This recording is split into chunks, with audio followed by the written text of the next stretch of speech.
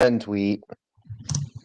Like that's where. What's up, everybody? It's me, Alan, and I am here with the physical embodiment of hope, the sister of the Northeast Beast, and your reigning, defending, allegedly undisputed because of cruel, IWTV champion, that being Alec Price, Desiree, and we are here tonight. It's late as hell, but who gives a fuck? We're here tonight to preview tomorrow night's card for Fight Life Answer to the King at Kingsmen Brewing in Milldale, Connecticut, just outside of Southington. The final show of 2023 for Fight Life. It's their third show at Milldale. I've been at all three. You've obviously been at all three for different reasons. This card is one of the most insane cards that I've been able to see in person so far this year. Mind you, I'm going to GCW in December, and Restival is coming up, and I'm going to that too for 4 out of the 11 or 12 shows they're doing, give or take, across like 9 different promotions from across 4 nights. So I'm going to see a lot more insane cards.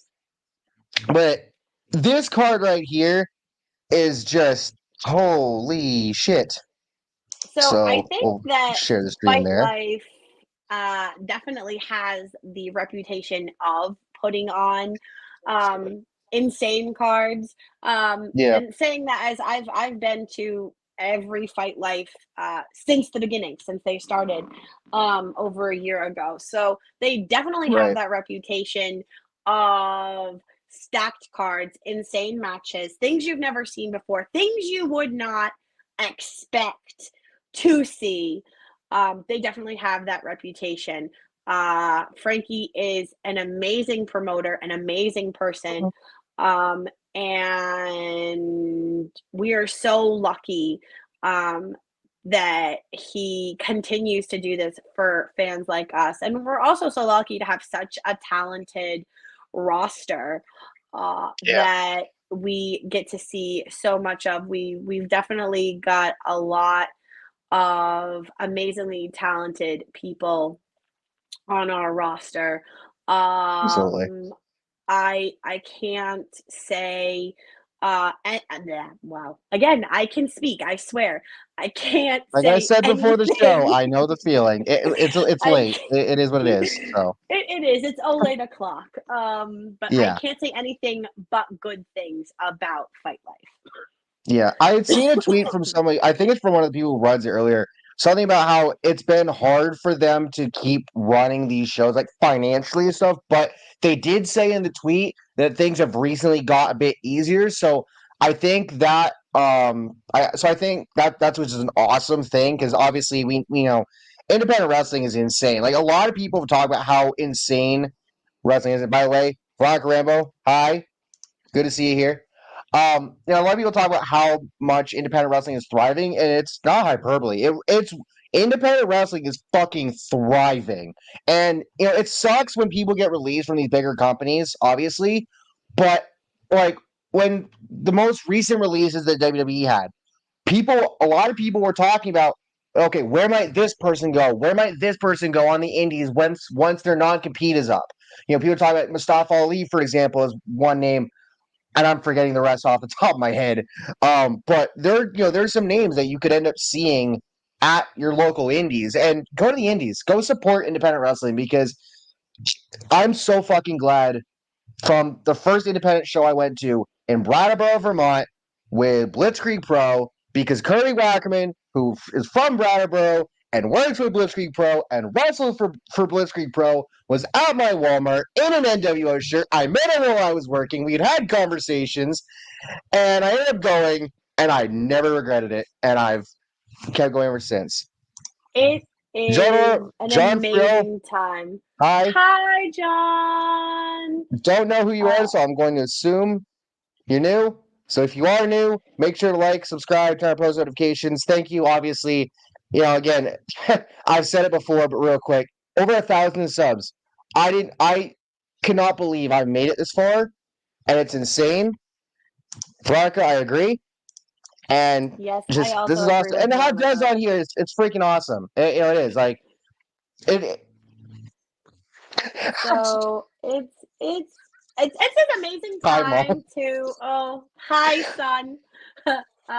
He's waiting for me to talk about the tag match and how I Oh, feel believe me, about we will get this. to that. We We're will get gonna to get there. everything. We'll But save. it I think we'll is save that for a little later, though, in the it is a show. wonderful time to be a wrestling fan. Uh, It's also a wonderful time to be an independent wrestling fan as well. absolutely. And I mean, I will say this: I don't really watch a lot of television wrestling. I do know Fair. people who are signed to AEW, but I'm lucky enough to still get to see them in the indies, which makes me incredibly happy. But I don't watch a lot of television wrestling, and it's not to throw shade at anything. All of those men and women are absolutely amazing. Oh, It's absolutely. just for me, I want to support my people and my region and my locality. You mentioned something about releases. One of my all-time favorite people worked for WWE, was released, and now is killing it over in Japan. Little person by the name of the alternative Anthony Green, um, who I what is I got. someone Yeah, who just if you get the opportunity to see Anthony live, it is one I of got to those see him a couple things times. that is absolutely like I can't describe it. Um, He's really good. and He's really. he's I will forever hold the absolutely memory in my head. phenomenal.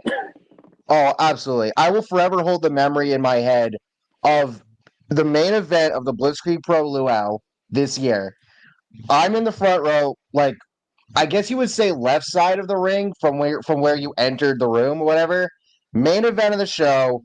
It's Anthony Green versus Lindsay fucking Dorado, another guy that was used to be in WWE. And when referring to Anthony being in WWE, he was part of NXT as August Gray. Yes. I bought a picture 8x10 from him at the luau, and he actually I didn't even realize this until I looked at it later. He actually autographed it as not as Anthony Green, but as August Gray because it was a picture of a match that he had won in NXT. But I will Mhm. forever hold the memory of him chopping Lindsay Dorado in my lap and then Dorado screaming into my phone while I was recording, and it accidentally ended the video and I had to start another one. That was that's one of my favorite moments of this year. And yeah, That Anthony is insane. was He's a over in Pro fun Wrestling moment. Noah right now. Yes. And So since you mentioned it, I want to jump on that real quick as well. It is awesome seeing all the opportunities that people are getting over in Japan to compete over there, to yes. learn over there. Janai Kai was there for a while, Yep. over in Yep. GLEAT with and whatnot. Two of my favorites, the Human Monster Truck, Perry Von Vicious, and Iron Rip And Bison are, the are over there. They're yeah. back. They come back to the States, I think, next month, give or take. Two Um, incredible people. I think Um, so. I know. I don't know if you're familiar with her, but Megan Baines has also over yeah, there yeah, she's been with a topic of Stardom. conversation recently. Because I guess it came out that she's been signed to AEW for a while, but she's also been working with Stardom. And then there was a little bit of confusion, I guess, from the wording from AEW that led to whoever runs Stardom's account tweeting, and then those tweets got deleted because SRS had to Sean Rossap had to clarify things. It was a whole thing. But yeah, no, I Yeah, I know I've heard of her.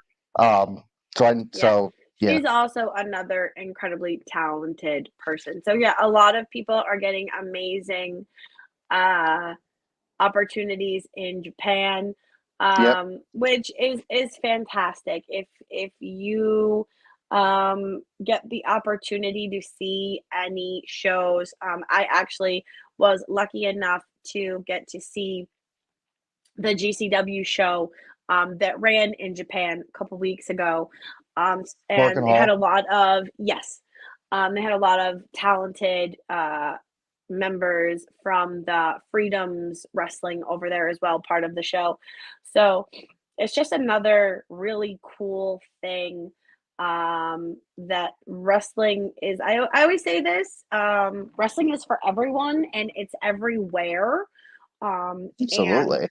it is just one of those things, like, you're super surprised at, like, how much it brings people together. Like, one of my very close friends, I refer to her as Podcast Tiffany, but most people will know her as Tiffany, Queen of the Indies. I met her through wrestling. Um, my obviously my best friend, my brother, that we met through wrestling. Veronica, who's in here now, one of our Twitter friends. We're friends Yep. because of wrestling. John, who is also a friend of mine, who, when we get to talk about the tag match, I will bring up what has made us friends. So don't worry, buddy. I got you. I didn't forget about it. We'll get to that. We'll We'll get get to that. I there. promise. We'll get there. But there's so many people that I have gotten to meet. One of my best friends, her name is Paula. She lives in New York. I met her at my second show in Atlantic City for GCW. Um, and she's the kindest soul in the world that you will ever meet.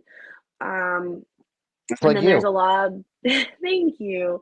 Hey, There's a lot I of mean it. other people, like my home promotion that I work for. All of those guys and gals are absolutely amazing. My Uh, wrestling dads are absolutely amazing.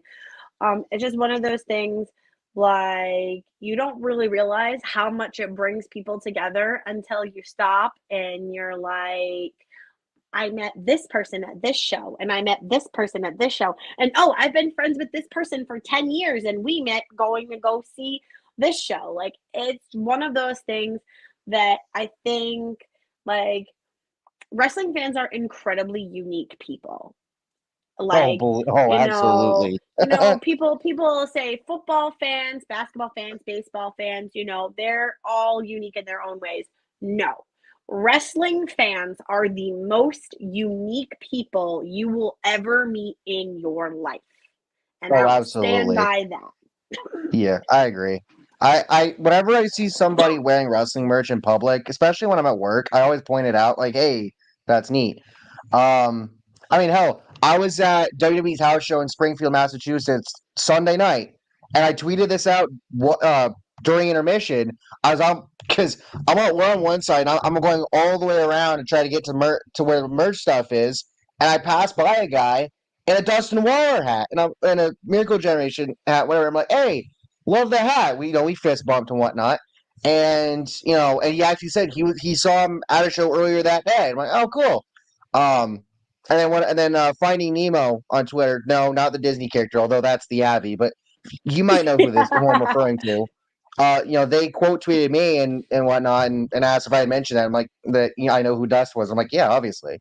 But to piggyback off what you said, I mean, again, from that first show in Brattleboro, Blitzkrieg's Brattleboro debut earlier this year, for all the independent shows I've been to, all the independent wrestlers I've followed, just whether I've seen them in person or not, it has been legit insane. All the shows I've been to, I've had fun at every single show I've been to, and I have independent wrestlers who follow me. I've had a bunch of interactions. Oh, Matt Mikowski, him and I had a conversation on Twitter today, and he followed me Awesome today. guy. It was Such a it good was a dude. hilarious conversation too. Well, because at Uncharted Territory, he faced Desiree's brother. Jesus, what the fuck? Alec for the IWTV title in the main event, and in his words, almost won, and then got interrupted by Cruel and Matt Tremont, which is now a thing, which is a story for another day. But Yeah, wow, we can visit that at another yeah, we time. get. I'll say Um, this much on that. it was And I tweeted an about it earlier insane today. match, though. The It was. visual of Tremont standing with Price after Price beat him in the main event at Americarana when Cruel came out from because Cruel was on the same show, literally a couple matches prior against Sawyer Wreck. Um, And because Cruel he still has his IWTV title that he says is the makes him the real champion because as I no, my buddy Dave actually told me this at the show is that Cruel was champion, got injured, Tremont they was made the new champion through I think tournament or something, and then Alec beat Tremont. Yeah. So, Yep. but Cruel So, is still in his eyes champion. yes. For a title, we'll get to it, Zach. We will get there. We will get there. Relax. We got it all night. Well, not all fair night. Fair point. But the point is it's just weird seeing it, just having that visual in my head, and now 3 months with Cruel. It's like, what? But anyway, but like you said, it's just insane, and I've been so blessed. Like, the night after I broke up my girlfriend, went to an independent wrestling show, had fun. When I went to an independent show, literally couple. All right, Zach, relax. Also, hey, Luke. But I went to a wrestling show a couple of nights before the 1 year anniversary of my grandmother's passing. And I had a lot of fun. It's just wrestling has done so much for me as a fan, and I absolutely love it. And yeah, it's crazy, and that's how I met you, of course. That birthday show at Fight Life, Fight Life's Connecticut Milldale debut. So I guess now we can sing it from that to this. Yes. And we have some antsy people now. So what should we talk about first? What do you think we should go with first? So when I do my prediction videos for WWE like premium live events, I usually go for matches that like maybe have like the least amount of consequence first, and then kind of just build from there. So Fight Live rules, I agree. So I guess what we'll start with is we'll start off with Ken Powers, one half of Team Core Power, along with totally not fake abs. Wink, wink. Ken will be having his first singles match ever. Either ever or like in general. With Fight Life. I don't even know if that means like ever, as in he's never had a singles match before, or if he like has. His first. Okay, so it's just his first one within Fight Life. It's his first singles match in Fight Life. I've seen him wrestle singles in other places. Now, for me specifically, I love challenges. I think they're fantastic. I think they're very unexpected. And I honestly think that if I have to pick somebody that I know has been answering open challenges or having their own open challenges in Fight Life, I have to go with Eric Cha-Cha. I can see that. Who has been a major surprise in a good way. I saw him. The very first time I ever saw him was actually at a wrestling open. And I was pleasantly surprised. And I am incredibly difficult to impress. Anyone in my family, I know one of my friends will tell you when it comes to wrestling, I can be a snob. My son's going to say that in about 10 seconds, that I can be a snob. And it's not that I want to be a snob. It's just that being a wrestling sibling, there's a lot of things that I expect to see. And I'll definitely say, like, Eric has that. Eric has that potential. He's got that you want to root for him, that good guy quality that you want to root for him. But also, I know that Ken's been getting kind of shafted in his tag team. He's been really trying to hold it down for them. And yes, Cha-Cha, the man who beat the Limitless Wrestling World Champion Channing Thomas. The champion who stole the title from Rip Bison right before he went to Japan. I will never forgive him for that, allegedly. Yes, well, just want to throw that out there. Channing is the king heel. Yeah, I got to see Eric Cha-Cha at the first of two when Blitzkrieg Pro did their two shows in Hartford at the gaming convention, Retro World Gaming Convention. I saw him on day one because I only went day one, which is the only indie show I've taken my dad to because I figured why not. he had fun, which that's another story for another day. But I just want to say real quick, I've had so much fun taking my dad to see wrestling and all this other stuff. I could go on and on about that, but anyway, Oh, it's super fun to get to take your parents. I was no, really lucky. no one likes I Channing. I got tried to to. get a picture with him at Oh, Beyond when they were good luck with at that. Red Oh Rock. yeah, that's right. Yeah, I was with and you. he literally told me, "Fuck you." I don't know what's funnier, that Much. or asking for a picture from Darius Carter after a Catalyst wrestling show, where in the midst of the chaos of everybody trying to get out and get around because they had to because that show had gotten moved from one part of New York to another because Mother Nature's an asshole. And then right after the show, we all kind of had to clear out of there because they had to set up a synagogue thing. But when I asked Eric for a picture, he kind of just looked at me and then just kept walking. So I don't know which is funnier. But yeah, Eric, I could see that. But that's the unpredictability about open challenges is you don't know. Exactly. Now, there's one person I have in my mind that maybe could show up, maybe for this, and it kind of has to do with another match that's happening on this card, but we'll kind of circle back to that a little later. We'll get there. You may or may not. Well, actually, no. Scratch that. Now that I think about it, because he's already in it. Never mind. Point being, yeah. But I mean, I think it's gonna be a fun thing. I think it's Oh, gonna be absolutely, fun. yeah. And I mean, again, the whole show is going to be fun, but I think Oh, that is absolutely, going yeah. to be, I think it's going to be exciting. I mean, the cool thing about open challenges is it literally can be anybody, which I mean, it makes it extra fun because it's unpredictable. And then, sometimes it turns out to be somebody you absolutely love. Or sometimes it turns out to be somebody like that you've been seeing other places and now you get to see them live. So I think it's going to I always say that every show has a wild card match, meaning that it's going to be really fun and unpredictable, and that's why it's Mhm. a wild card. So I think that's going to be the wild card match. Yeah, definitely.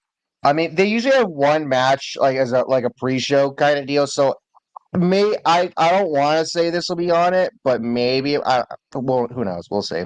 We'll So see. yeah, so from there we'll head on the graphic. Looking at the graphic, we'll head north one. We have Lucas Chase against the man breathing that rarefied air, No, Richard we're breathing Holiday. his rarefied air. Yeah, this is gonna be awesome because Chase. I've been able to see both of them a couple of times. Holiday, I've actually only seen it fight. Oh, did no? Oh, wait, no, that's right. I saw him at American Ron as well. And then Mm-hmm. Chase, he was at the first show I went to at Blitzkrieg Pro in Bradbro. Sydney, I would laugh if it was Sydney Makap. I mean, I don't think that's gonna happen. Yeah, no.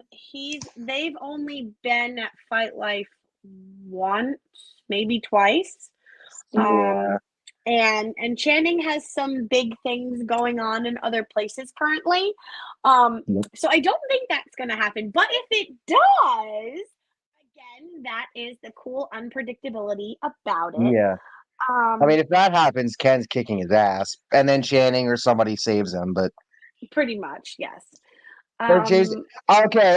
Okay, so J Luke's making a NASCAR reference, and I know what I I will give you props for this. He's referring to Chase Elliott, who missed 6 races early in the 2023 season due to an injury suffered in a skiing accident, and then missed a seventh race due to a suspension for right hooking Denny Hamlin into the wall for no reason. So anyway, he had a better Thank shot you than this guy. for Lol. assisting me. Yeah. Um, No, no as problem. as Veronica says, I think someone, Richard will win this battle because, like, yeah, that's possible. so I'll Richard, say this. this should be fun. You know, I will. when I'll Richard appeared at say the first Fight Life show in Milldale earlier this year, that was a huge moment because if you remember, it wasn't that long prior he had came back from beating cancer. yes, Obligatory, fuck cancer. All my homies hate yes. cancer. He came out, he shut up Stephen Lust, who had lost on the pre-show that night, and then came out to call everybody chuds because he's a heel. And then Yes. Holiday came out, Also, shut him another up, amazing had some dude. words for the crowd. I got acknowledged during that, which was fucking awesome. Yeah, Holiday is so fucking good, and it's so good to see him back. I know. I am super I really. privileged Yeah. because I've been Bill. getting to watch Richard Holiday for a very long time. Yeah. He was actually Firebrand champion in a promotion that is no longer running, which is completely Ouch. fine. It's okay. They were a wonderful promotion. The promoter actually moved to another state. But Hmm. I am truly blessed because I have been getting to watch him wrestle for a very long time.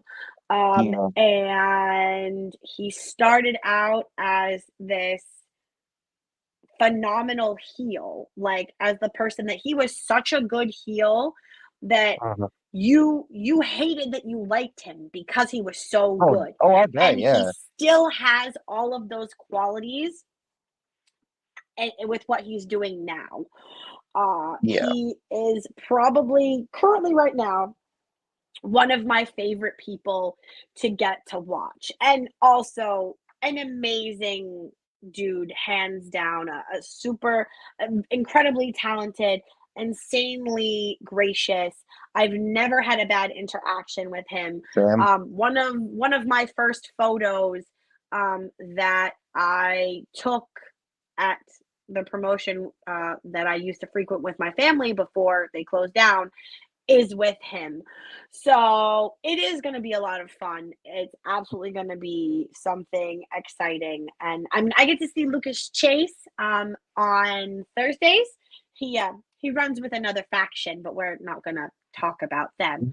The Um, Church of Greatness over at Wrestling yeah, Open with yeah, Sammy Diaz, and yes, also Tyree Taylor and Brother Greatness, Sammy, yes, which Sammy is on here, so we'll get to talk yeah. about him a We'll little get over later as there. well. Love that dude. Um, Um, but So, yeah, but you know, he's also another. I wish that I could see more of him, mm, because he has so much potential. He's very talented, and oh, I just absolutely. wish that I got to see him more often, Mhm. um, because he's definitely got. I like to refer to it as a spark, and he's got that. Yeah, he So does absolutely. Yeah. I'm excited to see what they do. Also, they're both Connecticut boys, which is always good. It's always nice to see the homegrown and the state represented well, which is very well prevalent on the card with some of the other Surely, matches. yeah, We'll get there. yeah. We'll get there as we go along. But yeah, Holiday versus Chase should be really fun. I know earlier in the year there were rumors that that WWE was looking at Holiday. I think he was backstage for an AEW show at some point as well. So if he ends up getting to the big leagues at some point, that would be so deserved. And real quick, because I want to mention it as well, uh, it came out a couple of weeks ago that there's three pretty. So if you're from the Northeast, you'll know who they are, or Northeast or the northern or the eastern side of the country, you'll know who they are. Jay Malachi, Lucky Ali, and Finley's other son, Brogan. Yeah, I Brogan. say other because you have his son, the older son David Mhm. doing work with New Japan and whatnot. They've got he actually smashed both the U.S. and UK titles or whatever for New Japan, so that's a thing that's going on. But yeah, all three of them are reporting to WWE's Performance Center in January, which I've been lucky. I got to see all three of them. I got to see Ali and Malachi at Catalyst Wrestling in earlier this year, and I've seen Brogan a couple of times. Last time I saw him was at Blitzkrieg Pro in Holyoke last month. They'll be back there this month, and actually next week, I believe, next weekend or so. But yeah, all three of them are so freaking good, and I'm so glad that they're going to get an opportunity to potentially make it into WWE. And if Holiday ever gets to that point, which I hope he does, he so deserves it. He's So got a bunch of he's doing work with Charles Mason at GCW, yeah, and he's Holiday's all over the place. He's it's a fun everywhere. story. It's definitely a fun story. I can't wait to see Mhm. where that goes. Yeah, I've seen bits and pieces of it. Rogan is absolutely a phenomenal person. I'm so excited for him. I've been blessed to get to see Lucky Ali as well. Jay Malachi, I'm gonna leave him out specifically because there are two matches that we're going to talk about that I will be nice and give him his flowers when we talk about those. Yeah. So I will say he is very talented, very well deserved. I saw him 2 weeks ago. 2 weeks ago. Yeah, Malachi. He's one of Deadlock Pro Wrestling's gyms. Which shout out Deadlock. Yes. If I ever get to North Carolina one of these days, if I can ever travel, outside of the New England area and whatever, I would love to go down to North Carolina and go see a DPW show because I've seen clips and stuff. I mean, the stuff they that run to in think that a Jersey bunch of too. YouTubers, sorry, but to think a bunch of wrestling YouTubers, content creators have to put that much together. Chris Danger. I hope Danger gets that match with Adam Cole someday.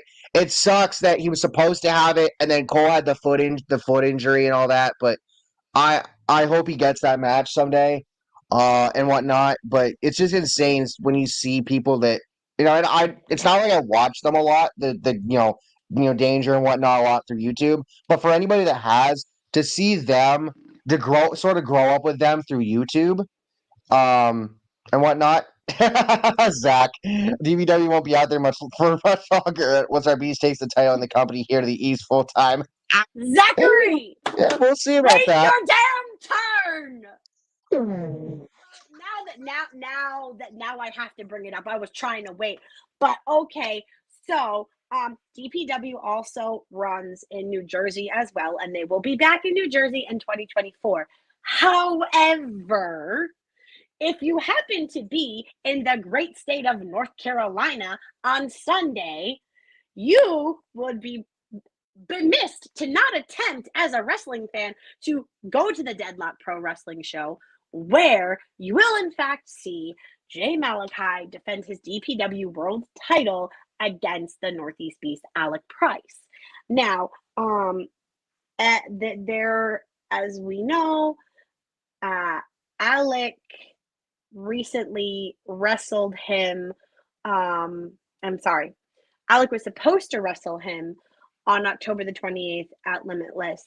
Unfortunately, there was a tragedy in Maine that prevented that from happening. So this is their first meeting. And having recently seen Jay Malachi, Billy, this is Deadlock Pro Wrestling in North Carolina. I know you're from Tennessee.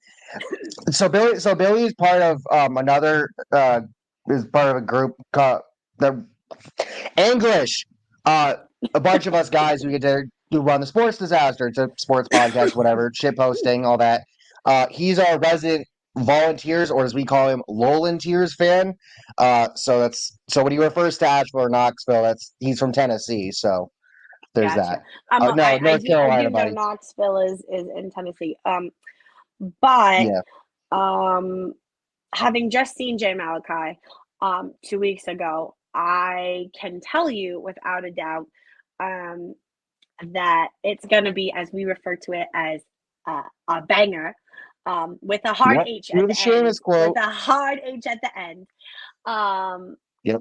And I can tell you that if you're lucky enough to be there, you're going to be incredibly, incredibly lucky. Which I think it is going to be an incredible opportunity for the both of them. Most people in the Northeast, as you said, they know about Jay Malachi reporting in January, and most people, if you are a Northeast wrestling fan, because Northeast wrestling is the best wrestling, then if you don't know who Alec is, go get your Google on, and that's all I'm going to say. Yeah, you're talking like this is Alec's sister. Which the moment I found out about that, I was like, "Wait, what? Excuse me." So, it's one of those things. People usually are shocked But we're both big on, well, he primarily is big on my having my own identity, Yeah. because a lot of the times, people will be like, "Oh, you're so and so's brother, you're so and so's girlfriend, you're so and so's boyfriend," whatever. They don't actually like really know who you are. He is really big on me having my own identity and people knowing that, There's well, that. yeah, um, like, yeah, that is something, but she's her own person. And I Yeah. greatly And appreciate him for that.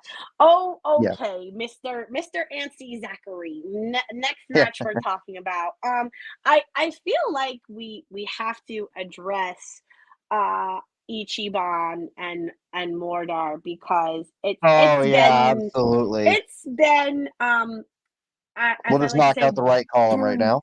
it's been brewing in the cauldron for a while. That's how I like to refer I to it. like that. I like that. Um and it's been a very exciting and surprising rivalry.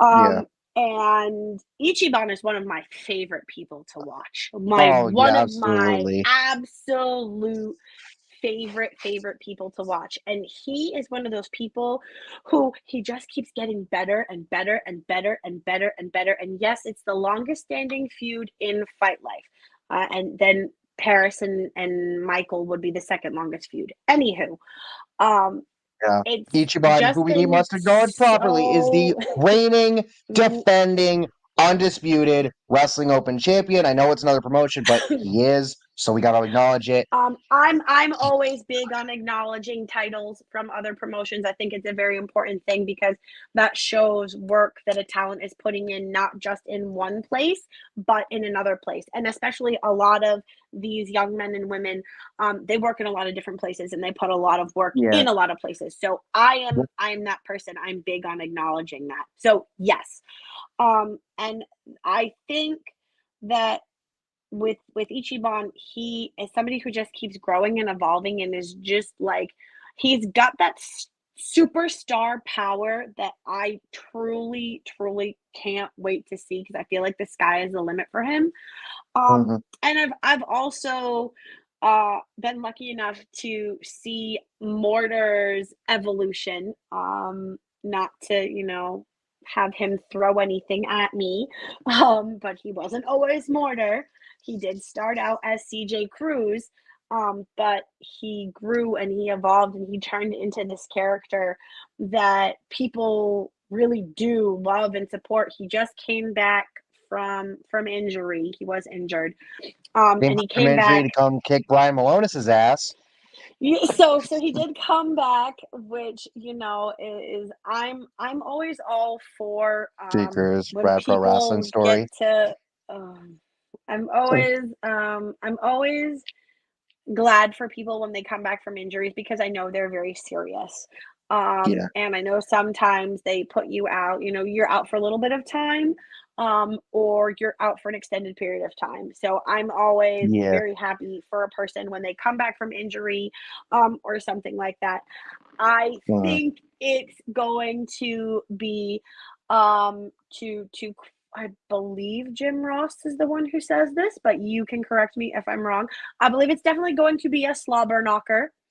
Um, What's there's Stars match? That's the other thing too. That's like this whole card has a couple of matches with a couple of stipulations. It's some neat yes, shit, but it's it's gonna make things really exciting. But yeah, I I think hmm, it's gonna be a lot. I think it's gonna be a lot of action, a lot of intensity, especially as somebody who's gotten to see some of Ichiban's really intense fights. Uh, like I've seen him wrestle Big Break and Brad Hollister.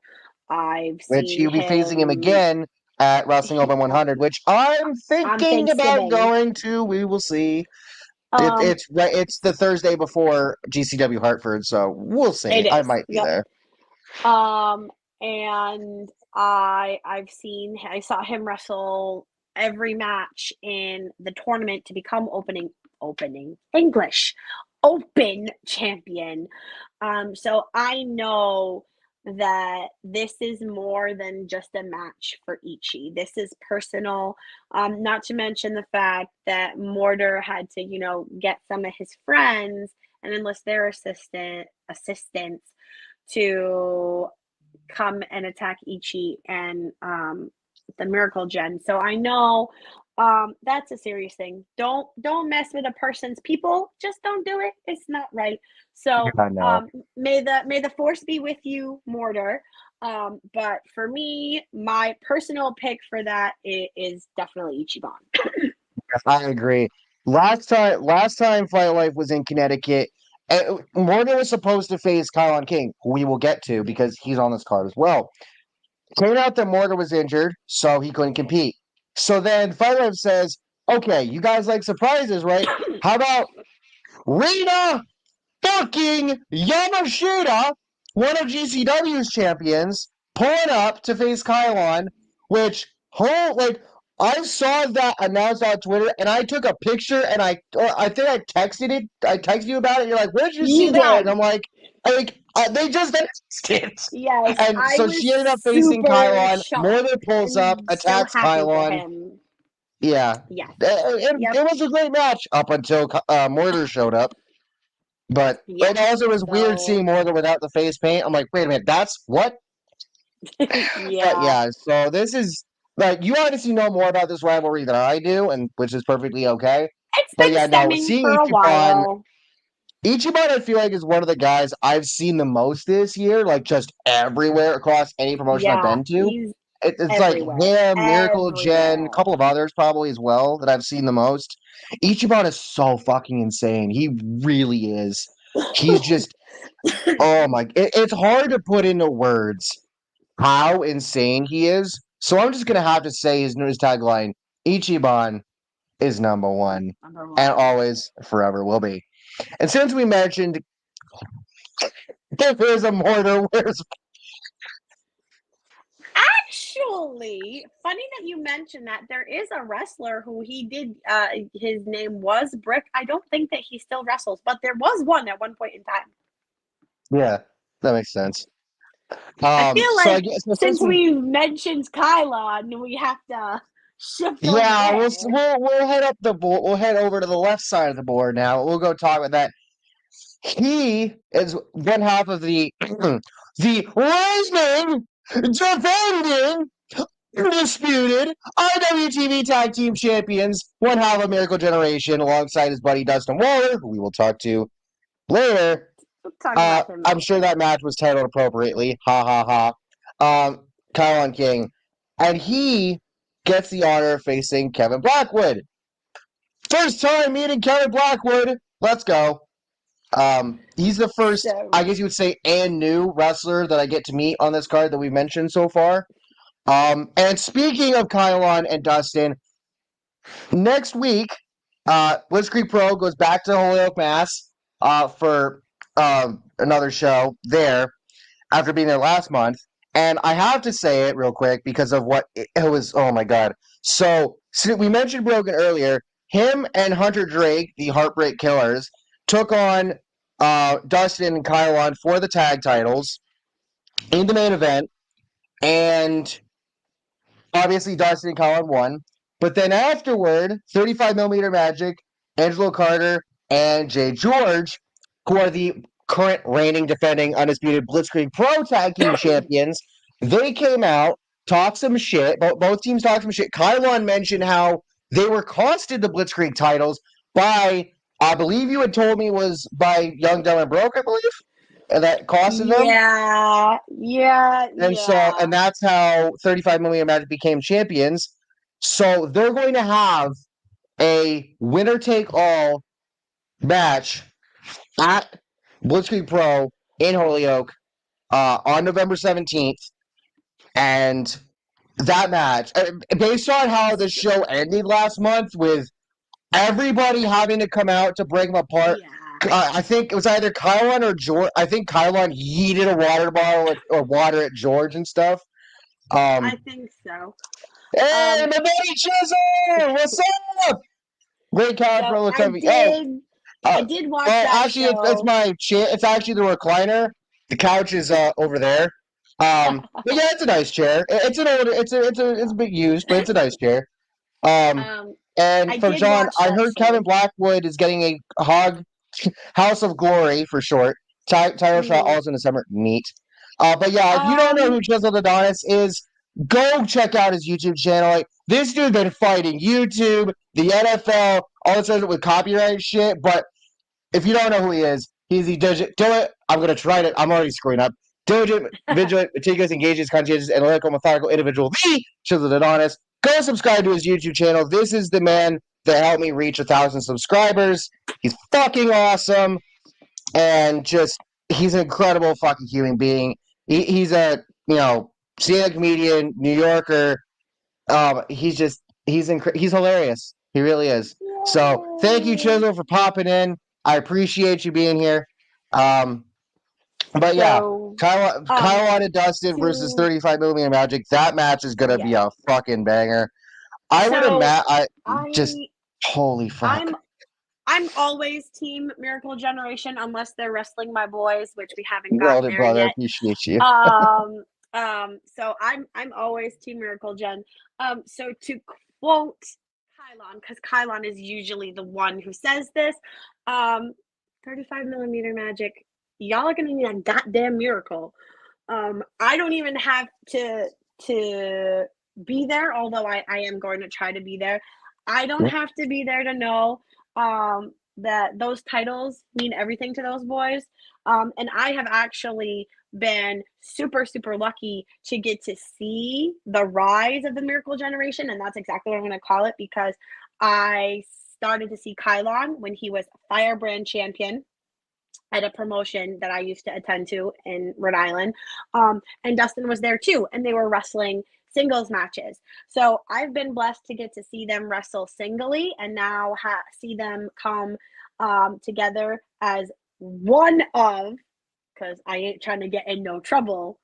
Boys, I see you there over there on that graphic because you're going to come for me for saying this. One of the best tag teams in the indies. And I would be remiss if I didn't mention this. That they are without a doubt contenders for those Fight Life tag titles. Again, I know my boys are coming for me. I know it. I can feel it. When y'all see this, I know you're coming for me. It's okay. I got nice things to say about you. We're getting there. Yeah, we'll get there. Kai specifically has a very unique style.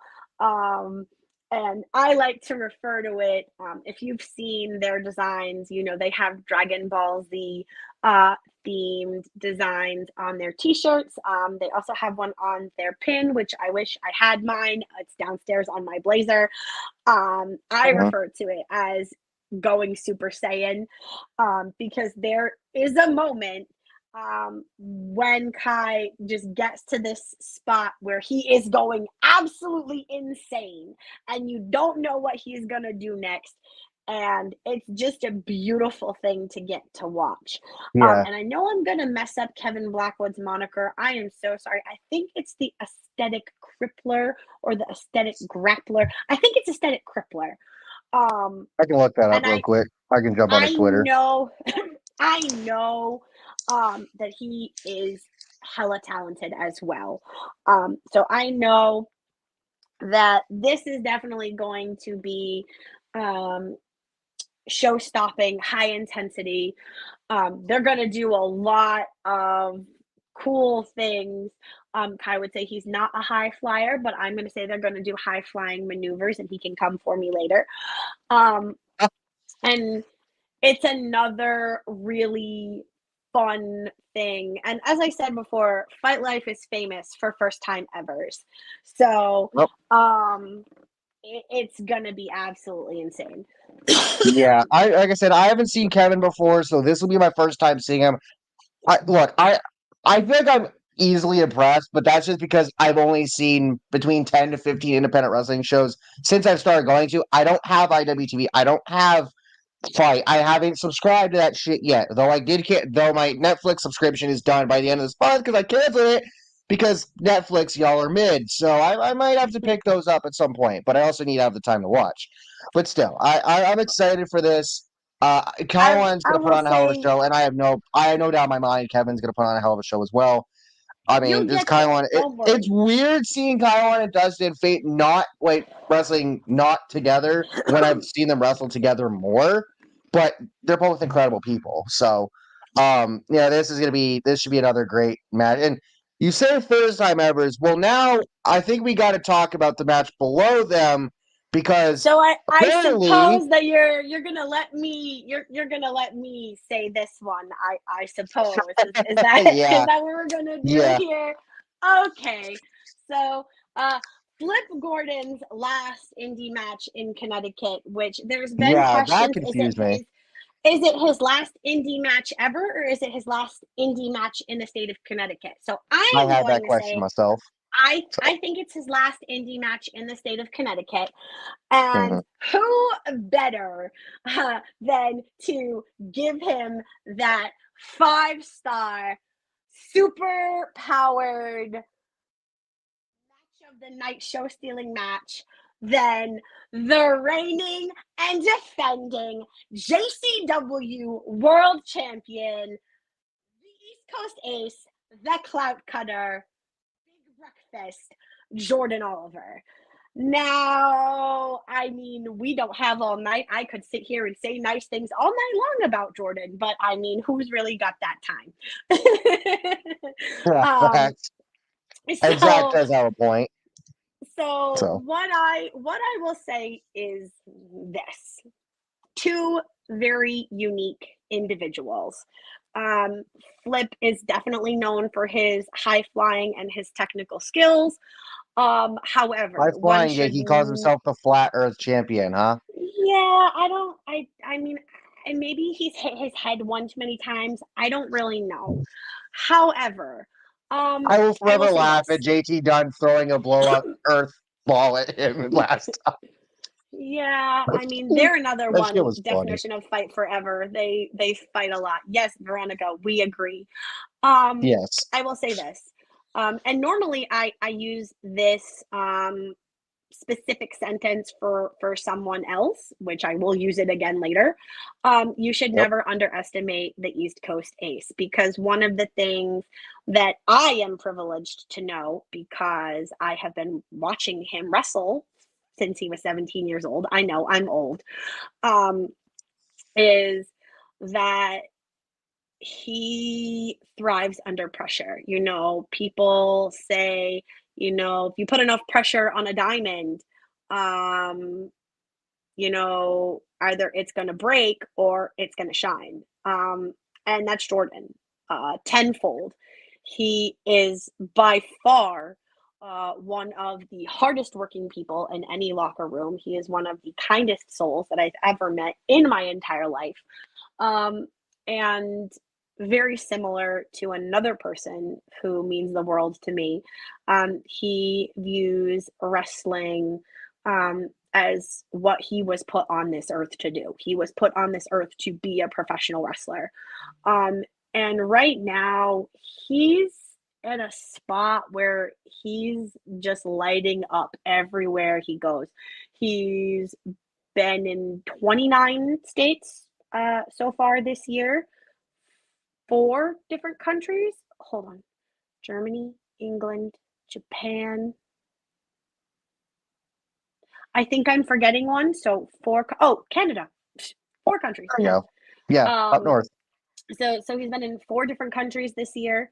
Um, just putting in the work and just really being um the star that he is. Really, really growing into the star that he is. So Flip Gordon, I Oh say yeah, this my about heater's turning on. every I say this about every opponent that Jordan has ever had. That includes my own brother. Hi DJ. He got a he got a clout cutter with your name on it.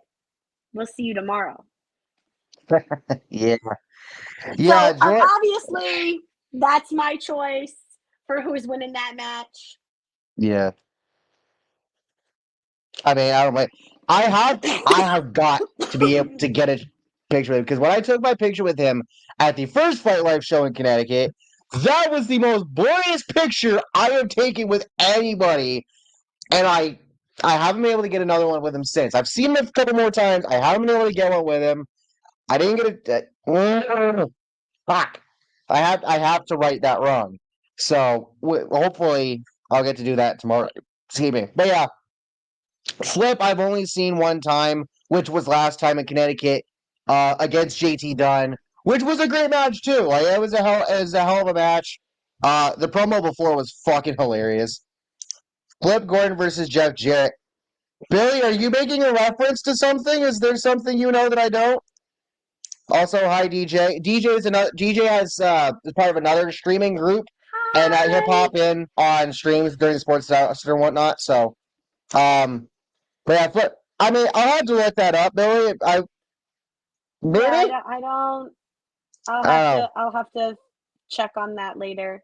Yeah, actually, fuck it. I'm gonna look that up right now. Why not? Versus I mean, Jeff. I will call that I will call that potential show stealer, just because I know the caliber that it is Yeah. going to be.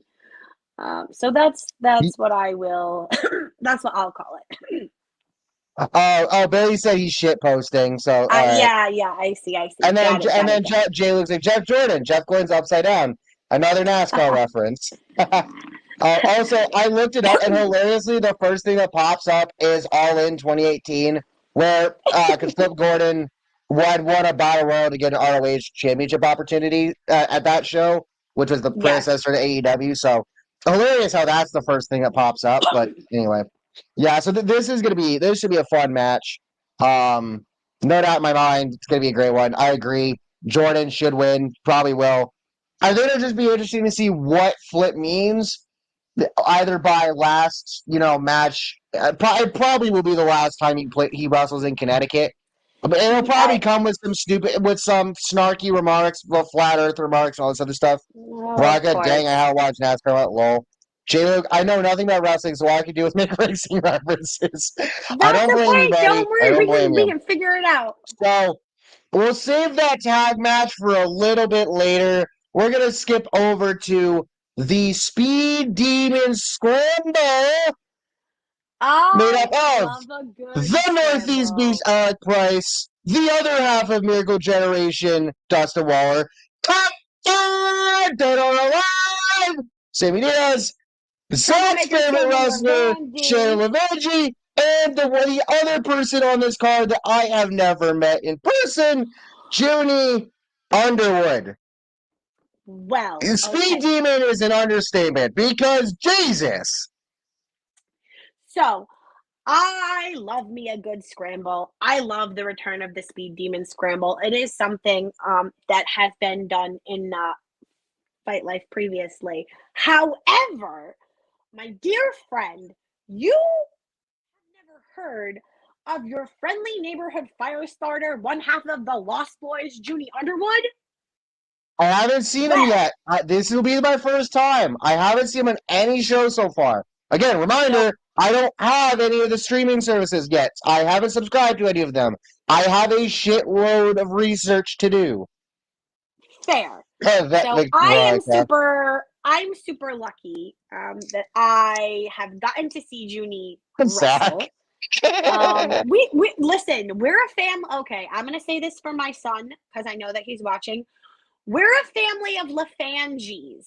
We stand Shannon. We truly do. However, in this case, for whatever reason, the wrestling gods have decided to put all of my favorites together in one match, which I don't know what I've done to displease them, I but don't think clearly you've I done have anything to done anger them. They something. just love you for that. They just But love you clearly so much, they're going to put it together. but see, here's the problem. I'm not leaving Connecticut without someone being upset. And this is why I say this. So if you Oh, don't God, mean Zach just outed himself. shame on you. Shame on you, child. you are my son, and shame on you. But I put this. Well, Zach put Des this. is going to come kick your ass after the stream, so you might want to get to stepping. Oh no! I'm not. That requires me to leave the house and get in the car, and I'm not trying to do that right now. How's that my fault? He says. I'm gonna smack him. When we are done with this Well, stream, you're Jay, getting a you very get a stern pass commentary. because, as you said, you don't watch You wrestling, don't so watch you get a wrestling. pass. But I will say this. I put this on my Instagram earlier today. Fight Life always be drawing. Fight Life always be drawing the battle lines between me and my fam. So my son is Oh God, the Veronica might not know them number. either. I'm gonna have to educate everybody on the Lost Boys. That's okay. Don't worry. I will get there. But my son is the number one LaFangie. He is Shannon LaFangie's biggest fan. So Yep, I can vouch. there's that. Tiffany, Queen of the Indies, as we know, is the Miracle Gen girl. So I know how much that she loves Dustin. But I also know she just recently did a podcast with the Lost Boys, and she also loves Junie as well.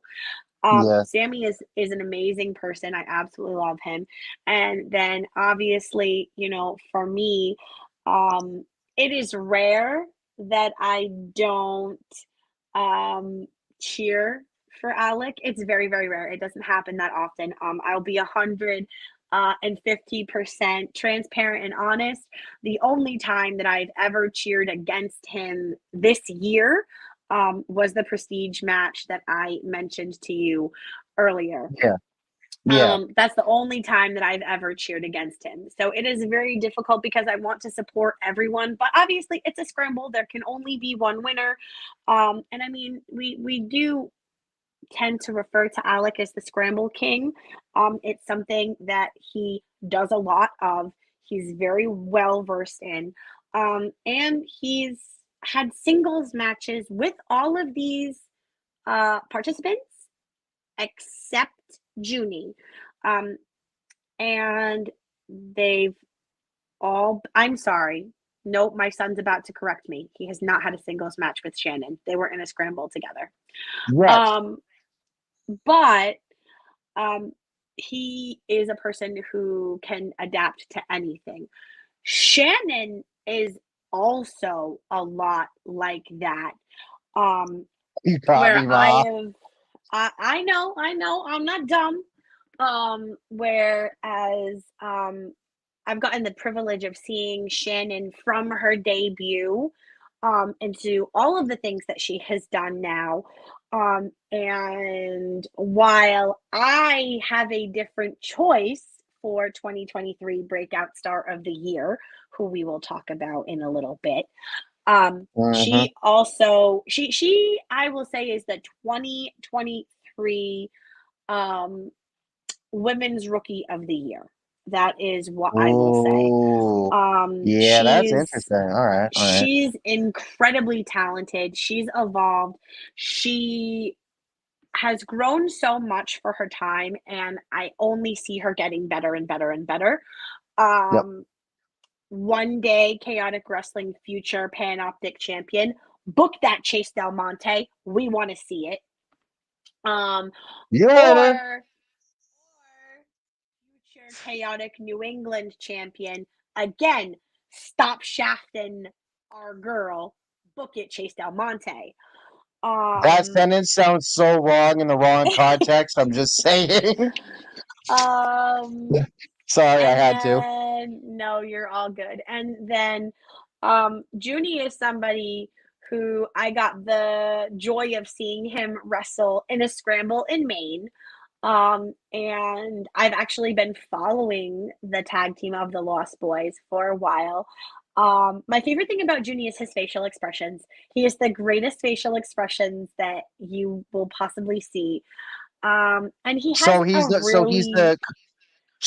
So would you say he's like the modern Scotty Too Hottie in terms of like facial expressions? Because that was the thing that Scotty was known for, was his facial expressions and whatnot back in the day. I mean, you could say that. I like to say that He has his very own unique way of doing things, which is how you should be. You should never want to emulate Oh, anybody else. You should be the only you that there is. fact. And I love Junie's character. He is such an awesome character, and he's like he wants to start little fires everywhere. Which for me, when I think about it, I think of the little fire that started in my heart when I first became a wrestling fan.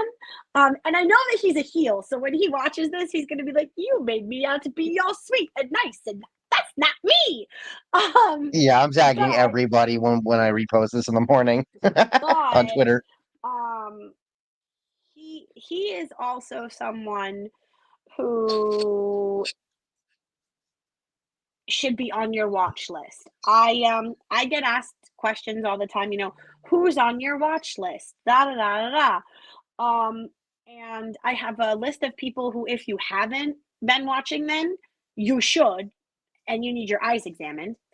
And then I have a list of people who you need to watch. And Junie is on that list because he is somebody, him and his tag Mhm. partner are both very, very talented. And they are people who you're going to see them. When I say blow up, I do mean that in a term of because of fire, hey, hello, but also blow up, like they're going to get there. Um, and I love a Sammy Diaz match. Sammy is one of those people, another person who you may or may not know this, but Sammy did get injured. He was out for a while and then he came back. Yeah, I didn't And know a that. lot of my family was like, "When's Sammy gonna come back? When's Sammy gonna come back?" Because he was so good.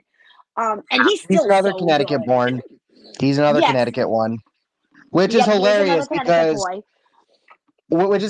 because Blitzkrieg Pro was supposed to have their second Brattleboro show, I think back in August or whatever, and it had to get moved back due to logistics issues with the venue. So when they did have it, and I got to talk to him after the show, he ended up main eventing for the Blitzkrieg Bedlam title against Andy Brown, which by the way, Andy Brown injured. He's not gonna be at Blitzkrieg next week, which is unfortunate because he was supposed to face Akira. So they're trying to Hmm. figure out who's gonna face Akira then. But anyway, when I talked about afterward, he looked at me and he's like, I was surprised he made the drive all the way up from Connecticut. And I'm like, I live over the bridge over in Hinsdale. He thought I lived in Connecticut or something. But no, Sammy's incredible. He's He's awesome. He amazing, really is. absolutely All, amazing. all of them are awesome. And And again, I like you mean, said, I would, you know, I've saved the speed sensation, Dustin Flash Waller, for the last, specifically because Flash, savior of the universe. Da-na-na-na. um, I only know that reference because because of Chisel Adonis using it in his videos for because there's two um, NFL players that have the nickname of Flash, Melvin Gordon and Josh Gordon. Ironic that both of them are last name Gordon. There you go. That's kind of the reason why. So yeah, Um, and I do that because Flash is somebody who I have also been super lucky to get to see him grow and evolve as a wrestler and as a person. And he's one of my favorite people. Like yeah. I cannot say enough things about Big Match Dusty. So what I will say um, is that I have a feeling he's going to wear his new black and white gear, but if you see him come out tomorrow night in his silver pants, then you know Big Match Dusty's coming out and he's not playing. Um, and he also does my all-time favorite move next to the cutter is the shooting star press. And Dusty does a gorgeous shooting star press. And I fell in love with the shooting star press because of Paul London. I'm also a Paul London mark. So and both my boys wrestled him recently. And they Yeah, both won. So um yeah. but I loves me a good scramble. Scrambles are always super fun. I think they're also a great way um to showcase talent and put them in with people you wouldn't normally expect to see them with. Um, and especially in the case of um, Dustin recently wrestled Sammy at Fight Life. Alec and Flash have wrestled twice at Fight Life. Junie's debuting at Fight Life. And I know Shannon's been in a scramble with Alec and Flash. So it's always fun to see that they're going to come together and see what they do and how they play off of each other. I'm super and not to go back to Shannon, but I'm super excited to see how she does some of her signature things that she does with these other 4 participants. So I can already tell you it's going to be a fire match. And this I will say because I'm biased. Any match that you put any of those men in, any of those participants in is going to be a fire match. But all together, I mean, we might need to find a fire extinguisher. Yeah. So yeah, like I said, like you said, this is gonna be wild. Like I said before, Speed Demon is an understatement because all like again, I've seen 4 of the 5, and I would imagine Junie's the same way. They're gonna be running. They're gonna be running around like a kid hyper off candy or something. I mean, we just had Yeah. Halloween, so there's a perfect analogy for you. Yeah. But yeah, this is gonna be nuts. And since we're talking about Shannon, I think we should go to the match right above them because this is a match that, and I've seen clips posted. I've seen like backstage behind the scenes like show clips posted to Twitter, courtesy whatnot with Fight Life, because because Marcus Mathers against JT Dunn. Shannon's in a tag team with Marcus, but Shannon's also kind of part of the unit with JT, which is having its own problems right now. Broken unit, chaotic wrestling. That's a whole other thing. But yeah, Well, yeah, they spilled over into Fight Life too. I bet. But so the yeah, first thing that I'm going to say is I'd like to introduce you to my 2023 Breakout Star of the Year, the young prodigy, the ETU Keys to the East champion, one half of the Dreamwave tag team champions, and also intergender wrestling bonanza champion, Monday Night Mathers, Marcus Mathers. Marcus is another person who I can't say enough nice things about. I said at the beginning of this year that he was the breakout star of 2023, and I've stood by that religiously, and I believe that. One thing that I don't really agree with, which might be Marcus 3 belts. yes, Marcus 3 belts. One thing, JT made a comment about Marcus needing to prove himself to Yeah, JT, he mentioned that. and I'm gonna say this unpopular opinion. Y'all can come for me. It's okay. I personally don't think that Marcus has anything to prove to you, JT. I don't. And that may be an unpopular opinion. But Maybe. I see Marcus wrestle multiple places. I see him at ETU. I see him at Wrestling Open. I see him at JCW. I see him at GCW. I see him all of these places putting in the work and making the drives and honing his craft and doing all of the things that someone who really wants it and really loves wrestling does. So I don't think that he has anything to prove. If anything, I think that JT is the one who has something to prove, which is why he kept sticking his nose into troubled youth business. I think Yeah. that I think that he wants Shannon to make that choice, and I think that Shannon is a very intelligent young lady, and I think she knows what she wants. And I think that if pledging the unit is really what she wants, then that's all fine, well, and good. But I don't think that that is what would be best for her team. And in her promo, if you saw it, she said that Marcus threw his shot away, Yeah, that he I could watched have that last night. I used, saw, or the other night, I saw that. and she said he could have used that for them, and he threw it away. And I don't think that's the case at all. I think that Marcus was trying to handle the business with the person who kept getting on him, um, because JT wasn't doing anything to Shannon. He left her alone. It was Marcus who he was coming for. So I think that he called his shot to handle the business that needed to be handled, because Yeah. cohesion is the most important thing in a tag team, or in a faction. Um, and hold on one moment. Okay.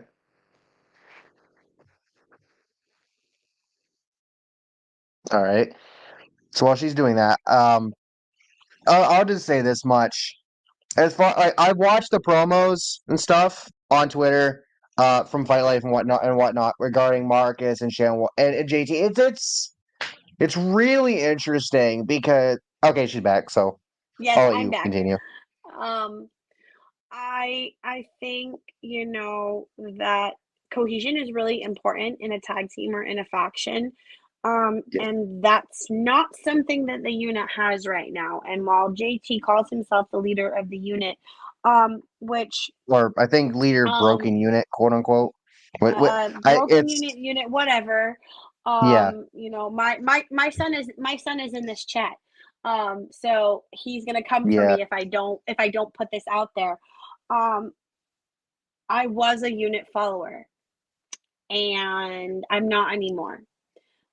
Just Mm. because I didn't like some of the things that were happening, and that's my decision as a fan to be whoever I like. However, I think that trying to hold on to control by manipulating another person, not the smartest idea. So I think in terms of this particular match, I think that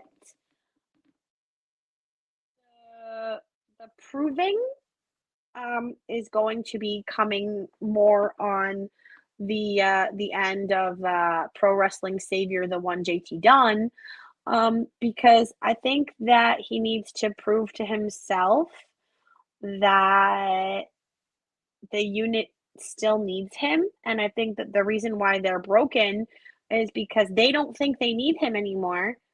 And he's trying to show them that they do still need him, and he doesn't know how to do that. I mentioned this earlier. I quote tweeted Cruel and I said this regarding because he posted a picture from Uncharted Territory of him and Tremont, and I said this is I don't even know what this is besides unfathomable. And then I mentioned when Alec beat Tremont, the visual of Tremont standing beside Price and the locker room when Cruel came out holding up his title, and then Cruel now resurrected from hell. Brogan Finley actually liked my tweet, which is hilarious, which Aww. is neat. But yeah, hold on, it's Chaotic Wrestling. That's who will have the visual here. Yeah, hype video unit Civil War. So it's like Bloodline Civil War, but it's the unit. So yeah. Yeah, Okay, so it's I on was wrong. Friday. I was wrong. I stand corrected. JT still leads the unit, which is Yes. for this Civil War match. It's him, uh, Ace Brad Romero, Hollister, Shannon, and Brad Shannon, Hollister. and whoever the Ace other Romero. person is. Huh? Ace Romero. Ah, okay. And then the other side um Chase, has Danny, OG, and Alicia Edwards. yeah, there you go. So It's on yeah, this Friday. will be interesting. I think what might happen because I would imagine, and I have no idea how the show is going to be structured. I would imagine this match will probably be later in the night, and the scramble will probably go on early. Especially if Shannon loses the scramble, I would think there's a possibility that Shannon will show up during Mathers versus Dunn. The question is what does she do? Because if I had to guess, she's gonna pop up during a pin attempt and will either drag out the ref or drag out whoever's making the pin, or the ref goes down and then she shows up. Probably the more So likely of the two outcomes. I It's just a I question of. I think that you are very right in your assumption that the singles match will be later and the scramble will be earlier. And I also think that you're very right in how is this going to play out? Is she going to help her tag partner? Is she going to help unit Oh, okay. brother? Whoops. Um, you know, I think that you are very warranted in that assumption. If I had to venture a thought as to how this is And going here to comes Zachary work, trying to correct the both of us. Shannon isn't like that. Yeah, well, Zach, here's the thing, man. It's either she goes, it's either it's her tag partner or it's the leader of the unit, and she's. I just feel like Shannon's gonna be forced to pick. Veronica says, I feel like Shannon might help JT. She'll handle what needs to be handled after the bell rings. I mean, you might be right, and Zach, you might be right. She might show up after the match. I just, you know, I I when you're pushed to a I breaking point, and I feel like especially after the last promo from the last Fight Life show, I think that's where Shannon's at right now. Is that it's to a point where she's being pushed to a breaking point by both sides, and she's gonna snap, and she's gonna snap on somebody. so So, bold so prediction. my son's about to come for me again. He's gonna actually he's gonna come for me twice. To quote Rascal Flatts, and when you're faced with the choice and you have to choose, I hope you choose the one that means the most to you. Oh my god, I Um, love the song! Ah! I fucking love that um, song. and I'm a country music mark too. Um, and Same. Yes. in this case, based on Shannon's promo, I think it is very evident as to the choice that she is going to make. And as a person who gets faced with that quite often, it is not a situation for her where no matter what, every person involved will be happy. That's not this Yeah, case. no. And for me, I stand Marcus in this match. I think that he really, you know, JT's gotten his head a little bit, which for Marcus, if you've seen Marcus Russell, that can be a really Yeah. good thing for him. He Yeah, he is definitely. definitely um a person who works well under pressure. So I stand Marcus in this match. Team Mathers all the way. Yeah. And I hope for the future of troubled youth. And I'll even say this as well for for whatever future choice Shannon chooses to make, whether she takes the pledge or not. I just hope that all of the parties settle their differences explicitly and conclusively. Yeah. Bold prediction. Shannon's gonna either punch or kick Marcus in the gonads. I'm sorry, Zach. Zach, if I am wrong, you can scream at me tomorrow. Well, actually, I can say tonight because it's past midnight now. That's how late we're doing this. And you can yell at me all you want tonight. If I'm wrong, that's fine. I will take my L. But because she's in the graphic for Civil War, and if she turns on JT, then she's not going to be a part of this. I would imagine she will not be part of the Civil War match with Chaotic Wrestling, but that's a whole other thing.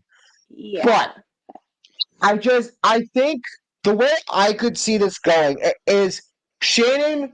Shannon turns on Marcus because she's pissed at Marcus because Marcus won't let JT be. And like you said, JT is the one that's going after Marcus, but sometimes, and like I've experienced this in life myself when I get picked on in school. It's like somebody picks on you and they pick on you and they pick and they pick and they pick, and you snap and you go after them, and then you keep going after them because you're tired of the bullshit.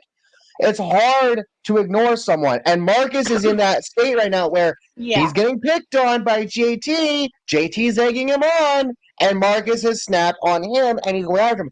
The problem is that I think Shannon feels like it's going too far. That's an is him, not an is her. Whatever. But if you're going to say it properly. He's trying to say that's an ish him, not an ish her. Because normally I will say that's an ish you, not an ish me. And if you don't knock off your sass, your ass is staying home tomorrow. Damn, she called you out. But yeah, I think what's going to happen, if this happens, Shannon turns on Marcus tonight. But, however, I don't know how long. It's going to last for a while, and we'll probably end up okay, Zach. It's not like JT was out here targeting him. They were booked an entire match, and Marcus made things personally driven. I get that. We're never getting off of this. You know what? I have to say this. This is one of those things, like, if someone were to try to argue with me about Alec or Jordan or Charlie and Ellis, he's not getting off of this. So we're going to be here all night if we don't just be like, you know what? We'll see what happens tomorrow. Yeah, that's true. To get my point across, I think what will happen is Shannon turns on Marcus. She sticks with the unit for now, but I think what happens is then JT kind of exploits her, because Shannon will turn on Marcus, but she's still not 100% sure about it. But she's doing it because she just has it's confliction winning her over. But in the end, I think eventually what will happen is she will end up turning on JT at another time and reunite with Marcus and whatnot. I mean, hey, I'm not even trying to argue. I'm trying to make points. I'm getting cheese. I'll go back to my corner. I appreciate you, Zach, and so does Des. But I just, again, like I said, if I'm wrong, I'm wrong, and I'll take my L. But a bold prediction is Shannon turns on Marcus. I honestly, I believe that and I love Shannon. Shannon is an amazing person. I love watching her wrestle. She's one of the kindest people I've ever met. But I truly believe that she is taking the pledge, which for many people, is something that has been being alluded to for quite some time. And I think that maybe one other thing that people may or may not know is that Shannon is not Marcus's only tag partner.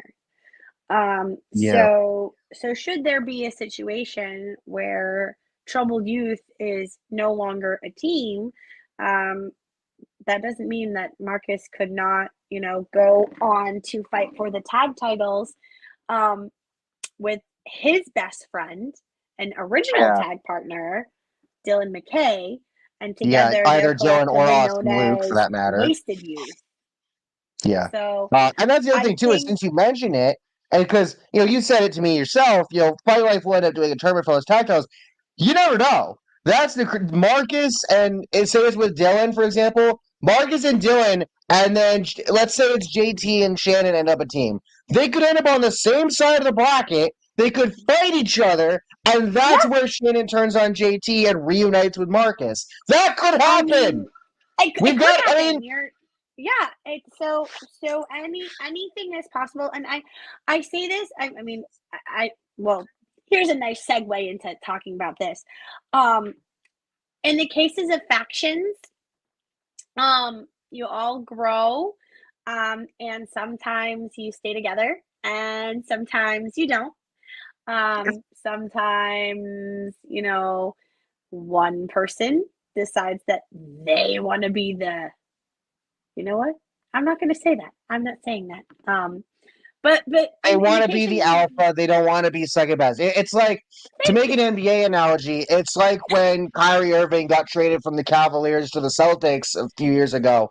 because So he didn't want to be under LeBron James's shadow anymore. He wanted to lead a team. He wanted to be his own guy. He comes to Boston. We got Gordon Hayward. We already had Jason Tatum, Marcus Smart, Jaylen Brown, et cetera, et cetera.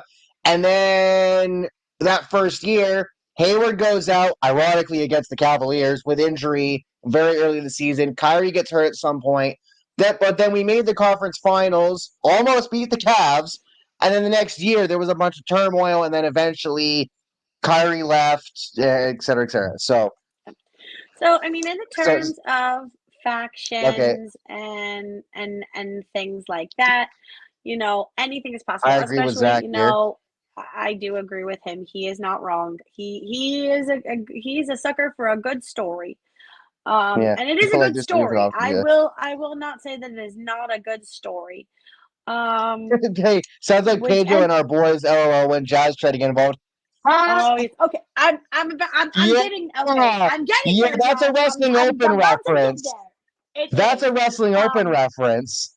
So I'm about to get there, because we're talking about tag teams, which is a great segue into this. Yeah, we'll do the tag match next, but we'll get there. First of all, I love tag team wrestling, and I say, and I'm the perpetuator of saying this. Tag team wrestling lives and breathes at Wrestling Open, but Fight Life has a very good tag division. And with the introduction English of tag titles, while many people would think that the surefire choice for inaugural tag team champions is the Miracle Gen, I think that these two tag teams right here should not be underestimated in any capacity. Jay and Sean, I've gotten the privilege to watch and grow as a tag team. They also, I started to see them when I first started to see Kylon and Dustin as well. And the best thing about a tag team, and I will always stand by this, is it is one thing to have a tag partner. It is another thing to have your tag partner be your best friend and your brother. And that is the Haven. If you've gotten to see them, they are smooth and clean, and they are incredibly cohesive. However, also, their branding is based on an anime called Hunter x Hunter, which when I met them at Brattleboro, the first Blitzkrieg show in Brattleboro, I asked about that because I'm not a big anime guy. Like there are people I watch who are, but I'm not that. I didn't realize that first, and then the next time I saw them, which was at Fight Life, I mentioned like, "Hey, that's what I was." They're like, "Yeah." And then also this from Zach, real quick. I personally don't think it'd be Miracle Gen only because they've really been making waves as individuals in Fight Life, which they don't get to do a lot much outside Open. And even then, yeah, Zach does have a point. Like, I would imagine Miracle Gen will be in the tournament. It'll probably be a 16. Sure, I would think it would be a 16-team tournament, hopefully. Well, but yeah. As I was getting to my next point. No, that's fine. While they're very smooth and very cohesive, to quote my good friend Charlie Tiger, young, dumb, NATO. Which I made a joke about that. I made a really dumb joke about that on Twitter. It's a tornado tag match. Falls count anywhere. Yeah. Now, I will not be ashamed of this. I am very proud of this. I am the resident young, dumb, and broke girl. Except for Ellis. We don't mess with that one. Not Ellis. Ellis, I'm sorry. No. Wrong one. Except for Griffin. We don't mess with him. Yeah, Griffin called the rest of YDNB bombs earlier, and I called him out on it, and I tagged Charlie, Jordan, and Ellis, and Jordan immediately responded like, "No, we're cool." Yeah, no, we know how he feels. We respect him. I know. I saw. Yeah. So I will rephrase that. I am the resident young, dumb, and broke girl, except for Griffin, We don't mess with that. My watch don't tell Monica top says guy Griffin time. left. Yeah, again, my watch don't tell top guy time. But my point that I really want to make is that in the same stance where Jay and Sean are best friends and brothers, Charlie and Ellis are also best friends and brothers, and they've been tagging together for a very, very long time. So when it comes to cohesion, and when it comes to really knowing what your partner is thinking and doing, I have to give it to my young, dumb, and broke boys. And I say Yeah. that because when I met them, they were tagging. And I met them when they were 17. So not to age myself, but that was 7 years ago. And they're still a dope tag team. They still do things that I've never seen any other tag teams do. Now, that's not to say that there are not other teams in Fight Life who could definitely give them a run for their money. I already threw Miracle Jen out there. I'm throwing out Wasted Youth because I know that Marcus and Dylan could give them a run for their money.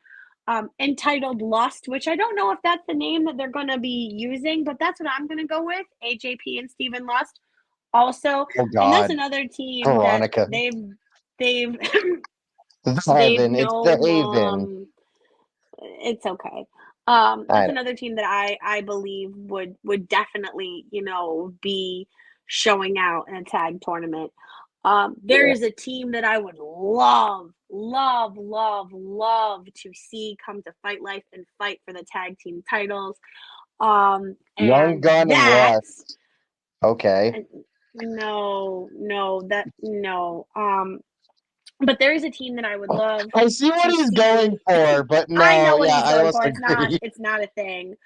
Yeah, There no. there as actually there are two tag teams that I would love to see come to Fight Life and fight for the tag titles. One of them has previously been there. We haven't seen them at Fight Life in a while. But when they come to town, it's always fun because we always want to dance with somebody. Of course, I'm talking about Boys and girls. yes. And then Sorry. the other tag team that has never been to Fight Life, but I hope that they will make their Fight Life debut, is okay, Circus Buddy. Here we go. Come one, come all to the greatest show in professional wrestling. It's the main event. Yep, I've gotten to I see them think too. I think that they would be an amazing addition Yeah. to the run for the tag titles. Mhm. And I'm a tag team wrestling person. I love tag wrestling. I've always loved tag wrestling. Um, my all time like favorite wrestler was a tag wrestler. Um, Paul London.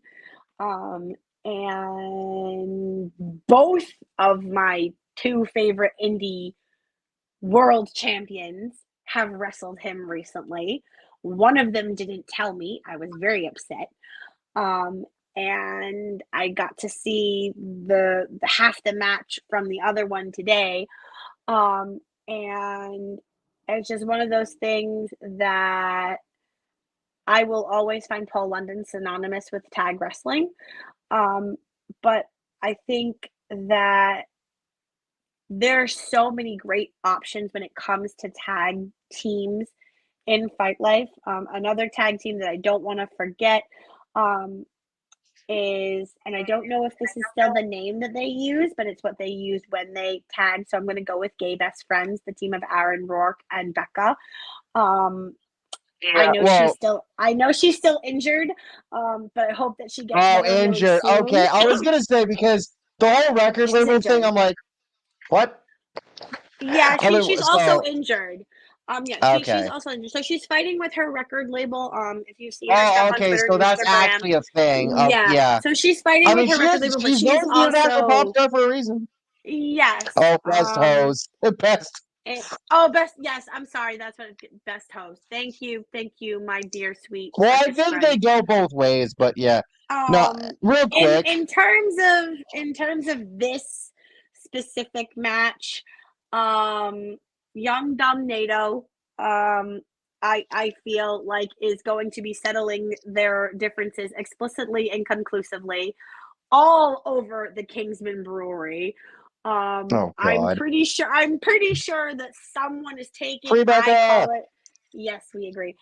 I call it a tiger spear. That's just what I like to call it. That is not what it is actually called. So please don't come for me. That's just what I call it. I know someone is taking Charlie's tiger spear. I don't know who it is, but I know someone is taking it. There is a lot of flipping maneuvers that Jay and Sean do that I know are going to go off and be insane. Yep. And Ellis is like the gym master. If you watch the Young Dumb and vlog, he like lives in the gym. I don't know what he's gonna do, but with the amount of time that man spends in the gym, it's gonna be crazy insane. Um, I think Veronica got confused on what you were referring to with Charlie, but I don't know. what is this? I don't know. So I just want to read. oh, excuse me.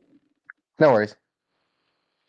I just want to read the when Ellis last Monday Ellis suggested that this match became Falls Count Anywhere, and I texted you about it. I said, and then finally made it Yes. official, and your response was, "God damn it, Ellis!" Because then you said Right, these boys are so trying to be the death of me, I swear. And then yes, later followed up so by saying, "Sir, trust me when I tell you, my tombstone will read. Here lies Desiree, the prize city sister, cause of death, her brothers." yes. And I say that because I love all of my boys. They're like my family. They truly are. But between Alec and Jordan, who are both equally psycho in the ring, like they really are, like they're so incredibly talented, but they're both equally psycho in the best way possible. Like in the best way that you could possibly think of, if you could think of psychotic as a compliment. They do. If you could be inside Jordan's head when he's coming up with what he's going to do, this is what you do. Oh, Jesus. Oh, Jesus. Oh, Jesus. And it's the same thing with Alec. Like, if you could Yep, actually, like, be I in his believe it. brain, it's just like, where is this coming from? What idea? Where is this coming from? What is this idea? Why? What possesses you to think this is something you can do? And somehow, some way, they do it, and it looks beautiful. And I'm just like, okay, all right, It's that's like my me family. having ADHD and autism. Your brain is just going a million miles a minute, and it never, ever wants to shut the fuck off. And then Charlie just turns into an animal. Like Yep. there's no other way for me to explain it. I mean, his name is not like by accident. He turns into a literal animal. Which I mean, if you've seen him wrestle, which I know you have, Yep. it's it works for him. It absolutely works for him. Yeah. And I mean, I I haven't seen Ellis wrestle as much singly as I would like to. Um, but I imagine that he has the same thought process Something like that. as Yeah. his young dumb and broke brethren. Um, Yeah. and in this case, it's a tornado tag falls count anywhere. Now let's just stop and think about that for a second. Falls count anywhere matches are insane entities by themselves. There was a Falls Count Anywhere match earlier this year at the Hillside Country Club between Mike Grassa and uh, Garl Barquet. I know I said his name incorrectly, but whatever. Yeah, Gal Barkay, the human Barbie doll. And then Mike Israeli Garka, action figure. Yeah, action figure. Sorry. Yeah, that's okay. Same thing. But and they ended up being like outside on the golf course, a whole lot of things. So I can only imagine like what is going to be happening. I imagine that there's probably going to be a fall on the bar, in the restaurant, Zach, outside. you're damn. Yeah, Ouch. he's not team Israeli action figure, but that's okay. Everyone to each their own. And then she said Brad Baylor is Ken Gal. Okay, gotcha. Yeah, well, Brad Baylor going to need that goddamn miracle on Thursday. That's a story for another time. Yep. Swipe right. That whole saga. Yes. But so that's one stipulation that is insane on its own, and then it's a tornado tag. So now, what's the distinction of a tornado tag to a normal one? Just out of curiosity, I've never gotten that part. You don't have to tag your own partner. So for example, this was fucking. Oh God, this match is so chaotic. I would imagine the crowd is going to have to get up from their seats. Honestly, they should just announce before this match, everybody get out of your seats and stand off to the side somewhere. Because everybody you're not going to be allowed to sit down during this match. Everybody take 10 steps back. Just sitting down. So yeah, that's that. And like I said, I know competitors illegal. Gotcha. At the same time, yeah. And like I said, I know both of these teams very, very, very well. So while I would say that Jordan is famous for being a show stealer, I would say that this particular match, show stealer. Absolutely, 100%. Oh, definitely. Yeah, there's a few matches on this card that are show stealers for sure. I will say, if I have to pick a winner, I do have to I have to give it to Charlie and Ellis. I really, really do. And it's really just because again, this is a rivalry that has been going on for a while as well. Since one of the second or third Fight Lives, I believe. I would have to get up and look at my posters, and I'm too lazy to do that. But this rivalry is another one that has been going on for a while. Yeah. So it's going to be it's one that's again been bubbling in the cauldron, and it's about to explode. It's about to boil over the stove. Yep. Somebody get me a towel and a mop to clean up the mess. So yeah, I do have to give it there though. And I think that Veronica, it's okay. Don't worry. We're still friends. I believe that brings us to our main event. Yeah, I mean, we could be the main event because last time they opened. I think that they did announce this as the main event because I remember seeing something that said it is the biggest main event. Yeah, you might be right about that. You might be right about that. Yeah, I think I could be wrong. But I will say I will start by saying this. Hold on, because my AirPods died. So hold on 1 second. No problem. Yes, the main event or potential main event of this show for the Fight Life title, world title, whatever you call it. I will start by saying this is not a surprise. This is no surprise at all. These two competitors, these two individuals, are tearing it up everywhere. Everywhere. Everywhere is an understatement.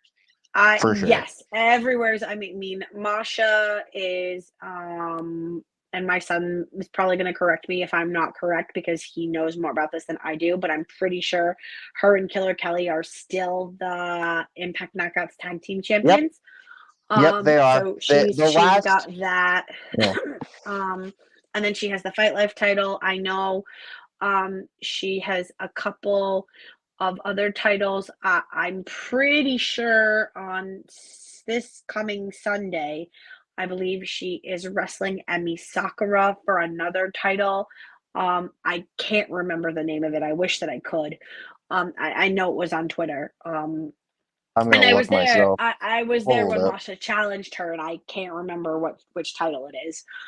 Um, and she's another person that I cannot say enough things about. I was there when she beat Nick Gage for the GCW World Title. And I will safely say that Masha Slamovich is the reason I enjoy deathmatch wrestling now. I started out watching deathmatch wrestling, not really like being very squeamish and still wanting to give it a fair chance, respect it. And I started out by watching Casey Kirk, who I don't know if you've heard of her, but if you have, um, that's who I started out watching deathmatch wrestling, and then I got more into Masha's matches and then into Rena's matches. But I will 100% say Masha Slamovich is the reason that I enjoy deathmatch wrestling. Masha Slamovich is the reason why I enjoy the sound of smashing light tubes. Casey Kirk is the reason why I know what a gusset plate is. Um, Yeah, Alec had one of those in his match against Tremont. But yeah, so yes. the Masha, from what I'm seeing from her Twitter, Masha's facing Brittany Brooks for the Dreamwave Women's title at for Dreamwave Wrestling at their upcoming show Uprising. And the other title match that I'm seeing pop up is for TJPW, where Princess title match between Miyu Yamashita and Masha at Kurgan Hall on January the 4th. No, Um, as I far know as I know it's yeah, coming up. I'm not sure if it's this Sunday or it might I be in don't a couple of weeks, but I know it's know. Emi Sakura. Um, and Masha is another one who is just Yeah, okay, yep, I blown found up. it. Yeah, it's Deadlock. Oh, It's okay. yep, it's on the November 12th at World's Strongest. Emi Sakura against Masha Slamovich. And real quick with Emmy, she was supposed to be at Daijiku Pro's show this past weekend, but actually was also supposed to be at Wrestling Open last week as well. But then Yes. fucking flight delays kept her from being at and her tag partner from being at Wrestling Open. And then she ended up getting called by AEW to face Will Nightingale at Collision. Yep. Um, which I saw Drew Cordero tweet something out about that. It's like working something without having like a suitable replacement or something. It ended up working out in the end, but it's just like damn. Like I hate that for the fans that wanted to Yeah. see Emmy, and I hope Emmy will be Um, back up here at some point. I mean, a lot of But yeah, times, talent is able to reach agreements for other dates and things, so I'm sure that it's yeah, possible. yeah, I would imagine, yeah, But yeah, Masha is another one who's blowing up insanely, and yeah. rightfully so. Wow, I can again English. She is just absolutely phenomenal, and I mean, Mike Bailey is so many amazing adjectives that I cannot even think of right now. Like, I wish that Alec was awake because I would literally go describe Mike Bailey in 3 words, but I can't ask him because he's asleep. Um, but I think that I tend to call him a real life Mortal Kombat character, Oh yeah, no, because that's facts, facts. he reminds me of that. But also he just has this style that is something that is just so pure and so like you can't stop watching. And Hmm. I don't think I've ever seen a bad Mike Bailey match.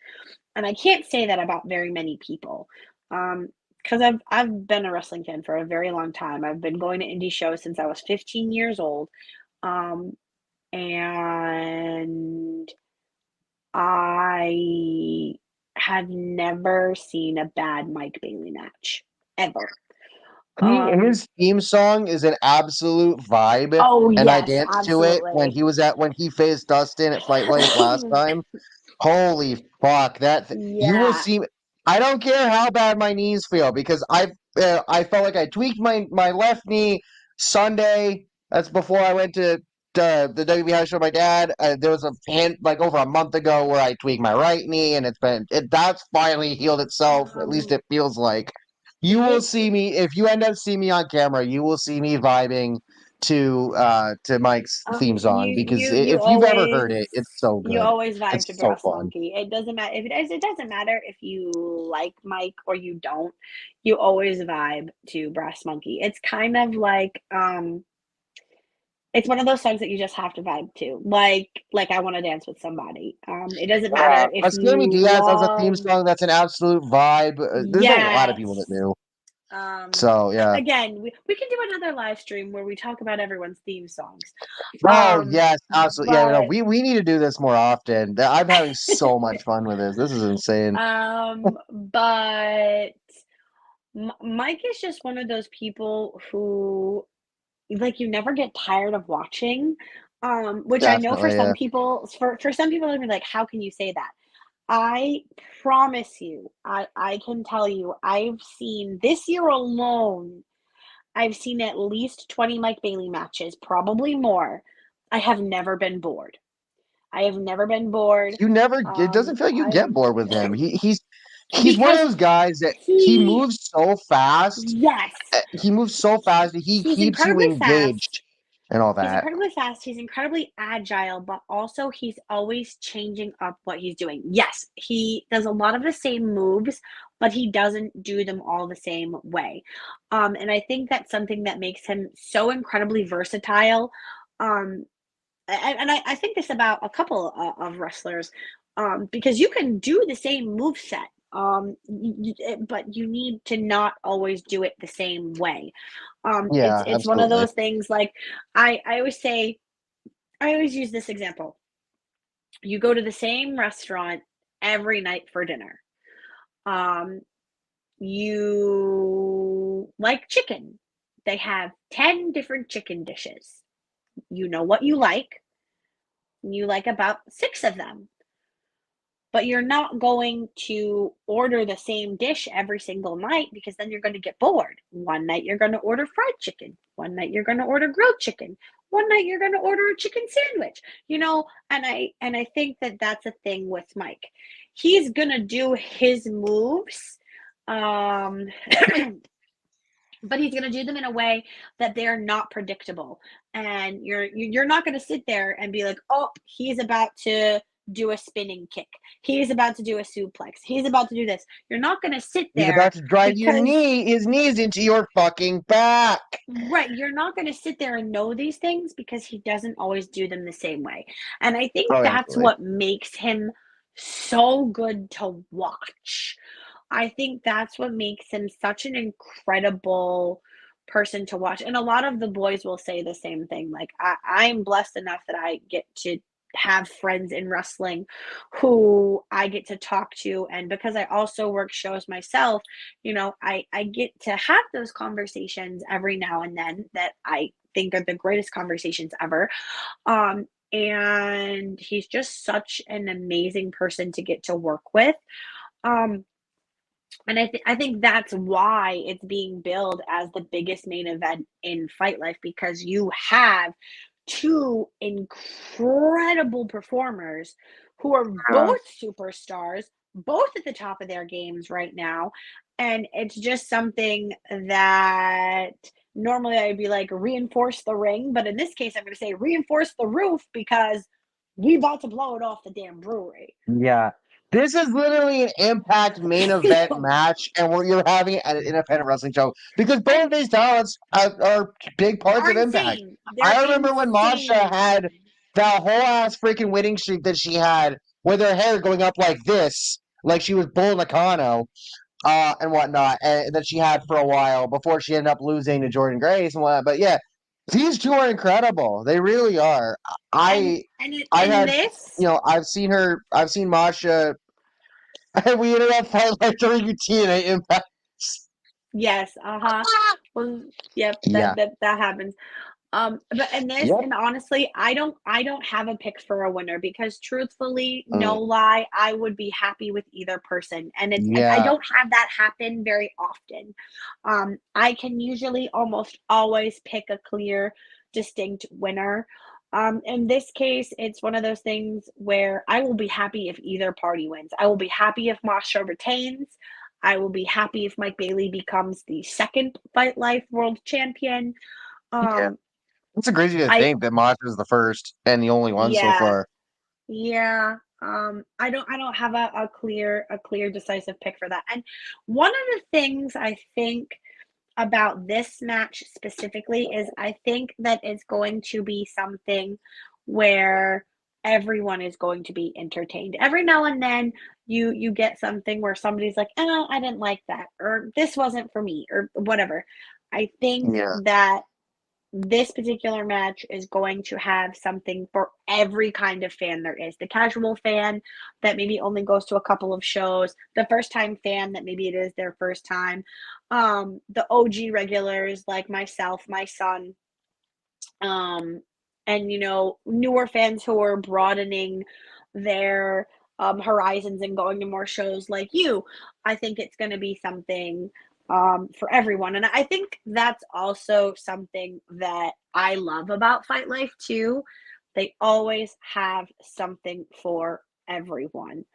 Um, Yep. and I think that is just um, because of the amazing team that is Fight Life. I never will get tired of saying this. I'll probably say this, until my face turns the same color as my hair. Um, Frankie did something for New England and specifically for Rhode Island because Fight Life started in like the first show was in Rhode Island at the Linesider Yeah. Brewery. And Frankie did something um, for wrestling in Rhode Island. And he'd probably get very upset with me for saying this way. Be like, you're too kind, stop. Um, but we had a promotion here in Rhode Island that ran weekly, ironically on a Thursday. Um, and then COVID happened and the building closed and the promoter decided to stop running. Um, and we still had RWA, which is my home that I love, that I started at. Shout out to Big Daddy T Phoenix. I love you from the bottom of my heart. Um, but Frankie came in and he brought back that wrestling that we so desperately needed. And people who were going to that promotion who have now come over to Fight Life, they know that. And I will never really use the term OG fan because I think everyone is an OG fan. But myself, my sister, my son, we've been at every single Fight Life. And to be here at the conclusion of the shows for 2023 and to look back and see, how many amazing shows that we have been to and how many great matches there have been. That's really a testament to how much passion and dedication that Frankie has as a promoter, but also the dedication to all of the crew members, the camera crew, the audio crew, um, the ring crew, um, and most of these people I know, I'm friends with. And a lot of times you don't get to thank the entire crew. You meet your favorite wrestlers and you take pictures and everything. But as a person who knows how much time and effort that takes to run a show, um, it truly is a beautiful thing that we should all be so incredibly thankful for. And Frankie, I hope that you do see this. I hope that you do see this and that I feel like I speak for the Fight Life faithful when I say thank you so much for everything that you've made Fight Life and for everything that it is and everything that it's going to continue to be. Um, I'm so excited for tomorrow. I can't wait. I get to do my absolute favorite thing in the world besides watch good wrestling, and that is be a proud sister, be a proud best friend. And I get to spend time with my family and my friends, which is another fantastic thing. Because now, for me, thanks to wrestling, I have friends scattered all over the Northeast. I have friends in New Hampshire. I have friends in New So Jersey. I have friends in Pennsylvania. I have friends in New York. I have friends in Connecticut and Massachusetts. And that's all because of wrestling. That's not because, I went out and decided, oh, hey, I want to go meet these people. No, that's all because of wrestling. So I'm excited. I know Alan's excited. What else do you want to say before we we I end mean, our I just stream? this whole card is going to be it's going to be wild. Again, you have one of the most insane main events that I will get to see this year. Again, reminder: I'm going to be at Restival. I'm going to be at GCW next month. Veronica I says you have a would. friend in Indiana. There you go. I do have I have a friend in Indiana. And my friend Rocky, who just got back on Twitter because she lost her old account. She's in Illinois, I believe. Mhm. However, I will say, I think you should reserve your most insane main event um, for the potential main event of GCW show on December the 2nd. I would imagine. I mean, hell, you have to be real though. Again, Miracle Chen versus 35 millimeter Magic is going to main event Blitzkrieg Yeah, that's next gonna week. be dope. Next week, That's so gonna be that's absolutely dope. probably going to end up being the most insane main event I've been a part of up until then. So we'll see. So But you have know what that. you know what we'll do. So I may or may not be at that show. I don't know yet, but I will be at the GC Dub show. So we can do another live stream and go over that one. Yes, we will. We need to. We shall. I cannot wait. They only have two matches announced so far. Alec takes on Blake Christian for the GCW title. And then Unagi Sarai, and I'm pretty sure I fucked that up, but whatever, is It's getting to okay. face Lufisto, who I We'll finally get to practice. meet because I didn't get to meet her early in the year. So fuck yeah, let's go. But yeah, no, this whole fight. You want to talk about going out on a bang? Fight Life is going out This on a is fucking bang. let's Sorry, just get let the me quote fireworks and Sheamus. the dynamite. Banger after banger after. Ow, okay, I'm gonna need to stop doing. I've Yeah, legit chopped my own chest before and made let's myself not look hurt red. Not as yourself. bad as Let's not Gunther do when that. everybody else would do it, but I've done it. But yeah, anyway. So here But no, we'll say this it this way. whole Nothing but bangers. That's all we have. To quote my best friend, what you mean it ain't? What you mean? All these are gonna be bangers. We don't do nothing but bangers here. Come on now. And it's sounds the like a New truth Yorker. because yeah, well, I don't talk. I don't do his accent very well at all. I will say that he's I mean, got they the didn't do it world's half most bad. unique So accent. pretty good, pretty good. But truthfully, I mean, really, like there's not a bad match on this card. There's nothing that's not going to be entertaining. There's nothing that's Yeah, not going to be enjoyable. Every now and like I said, every now and then, you'll get a fan who will say, "Oh, well, I didn't like this match. It wasn't for me," or "I didn't like that match. It wasn't for me." yeah, and that's perfectly This okay. card, That's okay. this card is going to have fire matches from top to bottom, from Yeah, the second that Bob Whitney says, "Ladies and gentlemen, welcome to Fight Life," from the very second that happens, everyone is going to yeah, be engaged and having the best time ever. And that's how it should be. That's how yeah, I exactly. think that's how any show should be. Any show that you go to, that's how it should be. Yeah, oh, absolutely. And again, it's just it's gonna be so wild. Like, again, Blackwood against Kyle Lott. I get to meet Blackwood for the first time. I get to meet Junie for the first time. First tornado tag match in person. First Falls Count Anywhere match in person. We get to find out what the fuck's going on with Flip Gordon. First, I guess you would say anything goes match, specifically listed as anything goes, with Ichiban and Mortar. Which, oh god, that's gonna be. I don't even like, bro. That Ichiban might make Mortar bleed. Because I mean, I mean, unless it's Mortar ripped possible. Ichiban's mask off, I don't think Ichiban's really bleeding. So yeah, we're gonna see some bloodshed. We're gonna see people having to dive out of their seats. I remember last Fight Life show, somebody went.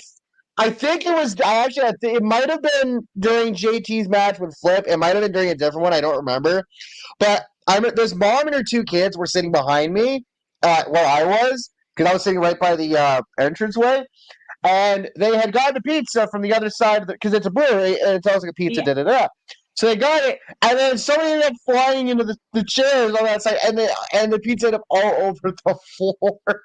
They ended up getting another one, so that Well, the that's the good. beauty of That's that, good. and they shared it with me and the two guys next to me. But Love that it. was so fucking funny. I mean, hazard of But yeah, no, sitting so this close. yeah, no, this show is gonna be it's gonna be insane. And like I said, Fight Life going out on a bang. Um, it's gonna be wild. I'm really excited. Again, there's just so much going into this, and it's gonna leave. It's gonna have a lasting effect and It, repercussions going into it's 2024. Because as yeah, we've talked it's about gonna multiple leave a times lot of. tonight, It's gonna be a lot of people being like, okay, what's next with Fight Life for 2024? What's gonna happen? yeah, Well, we already because we know already they're know, building tag titles. You know, yeah, where they're building so much, so we already know that. So I think that last show of 2023 is gonna be dope. Is Veronica, gonna be a banger, and 2024 is going to be even crazier, even more things. yeah, And you know what? Your friendly neighborhood ring announcer and her good friend Alan will be there to go through it all with you. Well, maybe not yep. all of it, but a lot of it. Yeah, we'll be there. I'm really excited. I can't wait. I mean, I know you've given your match predictions. I really haven't done that yet. So I'm just gonna run through mine. Ken, we don't know who he's facing, so I can't really give a prediction there. I would just hope that Ken does well. Fair, That's be my goal, just to see if I show up. Yep, facts. Again, like I said, when they did their that's the thing fair. too. I've been a part of like how many different? I feel like a few different promotions doing like debut shows in certain places. Obviously, Blitzkrieg, Brattleboro, Fight Life in Connecticut, and whatnot. So it's gonna be nuts, But I think Lucas and Richard, I think Holiday wins. Ichiban and Mortar, Ichiban should win. I think he will. Number one, as always and forever. Blackwood and King, I think King's gonna put on a hell of an effort. I don't know. I want to say Blackwood might get the win because he's kind of getting brought in for this, so maybe. Although I think King winning over him would be really neat. Um, as far as Jordan will probably beat Flip. Um, and if Flip is done wrestling in Connecticut, which is weird, but okay, then that'd be the case there. As far as the scramble goes, dear God, I don't even have a pick for the scramble I didn't because make a that's prediction for the Scramble because virtually I would be happy if any one of those people I would be happy with. yeah. I will say as far as the scramble goes though, there's one thing that I want in the future, and don't get me wrong, I don't like when people get released from companies, especially with WWE, especially it's just I hate it. But if Ricochet ended up back on the Independents, give me Ricochet versus Dustin Waller, please. He Please, would die. I need That's that like his dream. die. That's like one of his dream matches. We'll have a I bet. conversation. We'll have a conversation about that not on a live stream. We'll have a conversation about that not on a live stream. Oh, I bet. Yeah, you'll probably end up texting me after we're done here. But yeah, Well, no, I give mean, me I Dustin am versus tired, and Ricochet. I do have to work before the show Yeah, today. that's fair. That's fair. So I do we'll have to probably pick work. up that conversation in the morning or something, just Yeah. or what have you. But yeah, no, Dustin versus Dustin Ricochet. Please give it to me someday. But yeah, I don't have a prediction for this one. If I had to go out on a limb, it's really between like Alec, Dustin, and Sammy for me. I just don't know. Don't force a prediction. If you don't have one, it's okay. Yeah, I know, because then nobody has to yell at me. But again, Well, like not I said even earlier, sometimes a match is just built so well that you can't make a prediction. Like it happens. It happens. Yeah, that's fair. Again, as I said earlier in the show, bold prediction: Shannon comes out, costs Marcus, JT beats Marcus. Zach, if I'm wrong, you can tell me I'm wrong all you want. That's fine. I won't be mad. It is what it is. Tornado tag. But be nice about it. Oh, I know. Not you, him. I get it. I get it. It's fine. Don't worry. Haven versus YD&B. I'm gonna roll with YD&B. I like Haven. Don't get me wrong. I like them a lot, but YD&B for the dub. It's gonna be a lot of craziness. Again, the scramble is the most unpredictable one because Alec may or may not win it. But I think at the end of the night, I think there's a good chance that all four YD&B boys. Well, I mean it's 3 plus Alec because Alec's not YD&B technically because Griffin decided to fuck off. So it is what it is. Listen, I would not be upset. Will be winning by the end of the night. I would not be upset if he decided he wanted to become an honorary member of YD&B. No, I bet. I think he'd get initiated. Yeah. I don't think that's ever going to happen. Yeah, no. And then Mike versus Mosh. Oh, God. It's just you can't make. Honest to God, this match could probably go for a whole ass hour and then end in a draw. That's how insane this is probably gonna be. And no one would be upset. Yeah, no, nobody would be upset about that because these are two of the most popular independent wrestlers out there. And yes, I'll put my fucking stamp on that. You can debate me in the comments all you want. But these two people are two of the most popular independent wrestlers in the fucking world. You know? And here's the other thing, too. Here's the other thing, real quick. So Marsha's in a tag team with Killer Kelly. Mike has his wife, Vita Scott. Can we get Bird Law versus MK Ultra, please, someday? Now that would be. I stand that. I'm gonna fucking tweet that. I might tweet that in the morning. Be like, I mentioned this on this stream last night. Can we get this, please? Because that would be what was hilarious last time? Because last Fight Life show in Connecticut, Mike faced Dustin in the main event, which was huge.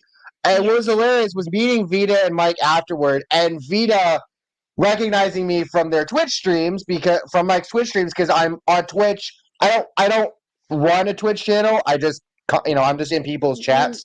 But they recognize me there. They at least recognize me from Twitter, and then I mentioned I'm also on Twitch in that regard.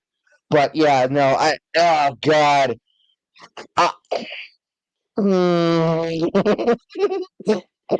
This is what we call it. We'll have to wait until tomorrow and see what happens.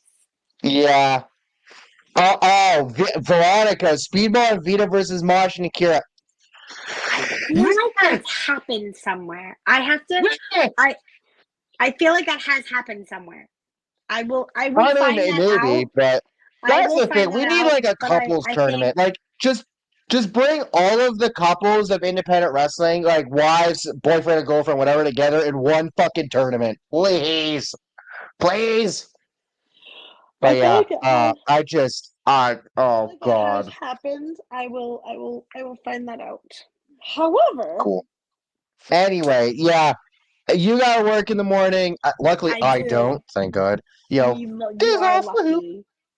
Yeah, but It's been real. it It's is been almost fun. 1:20 in the morning. Oh, Oh, fantastic. yeah, absolutely. And Rex and Willow will win for a couples tournament. Yeah, Well, that's yeah. well, When then I you know think what Rex, we'll I think it was at Americana. I think I was talking to Rex for like a hot minute, or either it was that or my buddy Dave mentioned it to me that Rex and Willow are a thing, and I'm like, wait, what? do. I told So that was you. cool. But yeah, But oh, you know what Veronica we'll do? says it has happened. I just remember where, or you Yeah, don't remember where. I've gotta find out where because I know it has happened. But you know what we'll do? We'll make a list of all of the live stream topics that Yes. we can do. We'll make a Oh, list. and that's the thing with independent wrestling is that you always get more ideas. There's so much more that can happen. Oh, whoops, my bad. There we go. So yeah, We'll make a there's list. just so much to talk about. Oh my God, this will not be the last time you see this woman, other finger, this woman on my channel. Yeah. I Next yeah. time I'll be dressed better though. I I mean, mean come not that I don't on. love my t-shirt. Oh, you're fine. Don't worry about I it. you know, I like to be appropriate for things. I It's was a late wrestling tonight. live stream. You're appropriate enough. Oh, thank Relax. you. You're so kind. Yeah, I was late I tonight, mean, so that's how my mother raised me, so I try my best. yeah. Oh, I just do. So with all of that being said, thank you, all of you, for who popped into the chat. Chisel Adonis, John, Veronica, Billy, DJ, everybody else. oh, I Thank just you, got everybody an that watched. idea. Okay. So we can do a ask Alan and Desiree live stream. But what now? We can do an Because ask Alan. your So voice cut out. I know I had to move the camera. No, that's fine. We can do a ask Alan and Desiree where people will Oh come in and yeah, ask yeah. us Yeah, wrestling yeah, related things only because I'm a wrestling nerd and I have no other life. I go to work and I go to wrestling and that's it.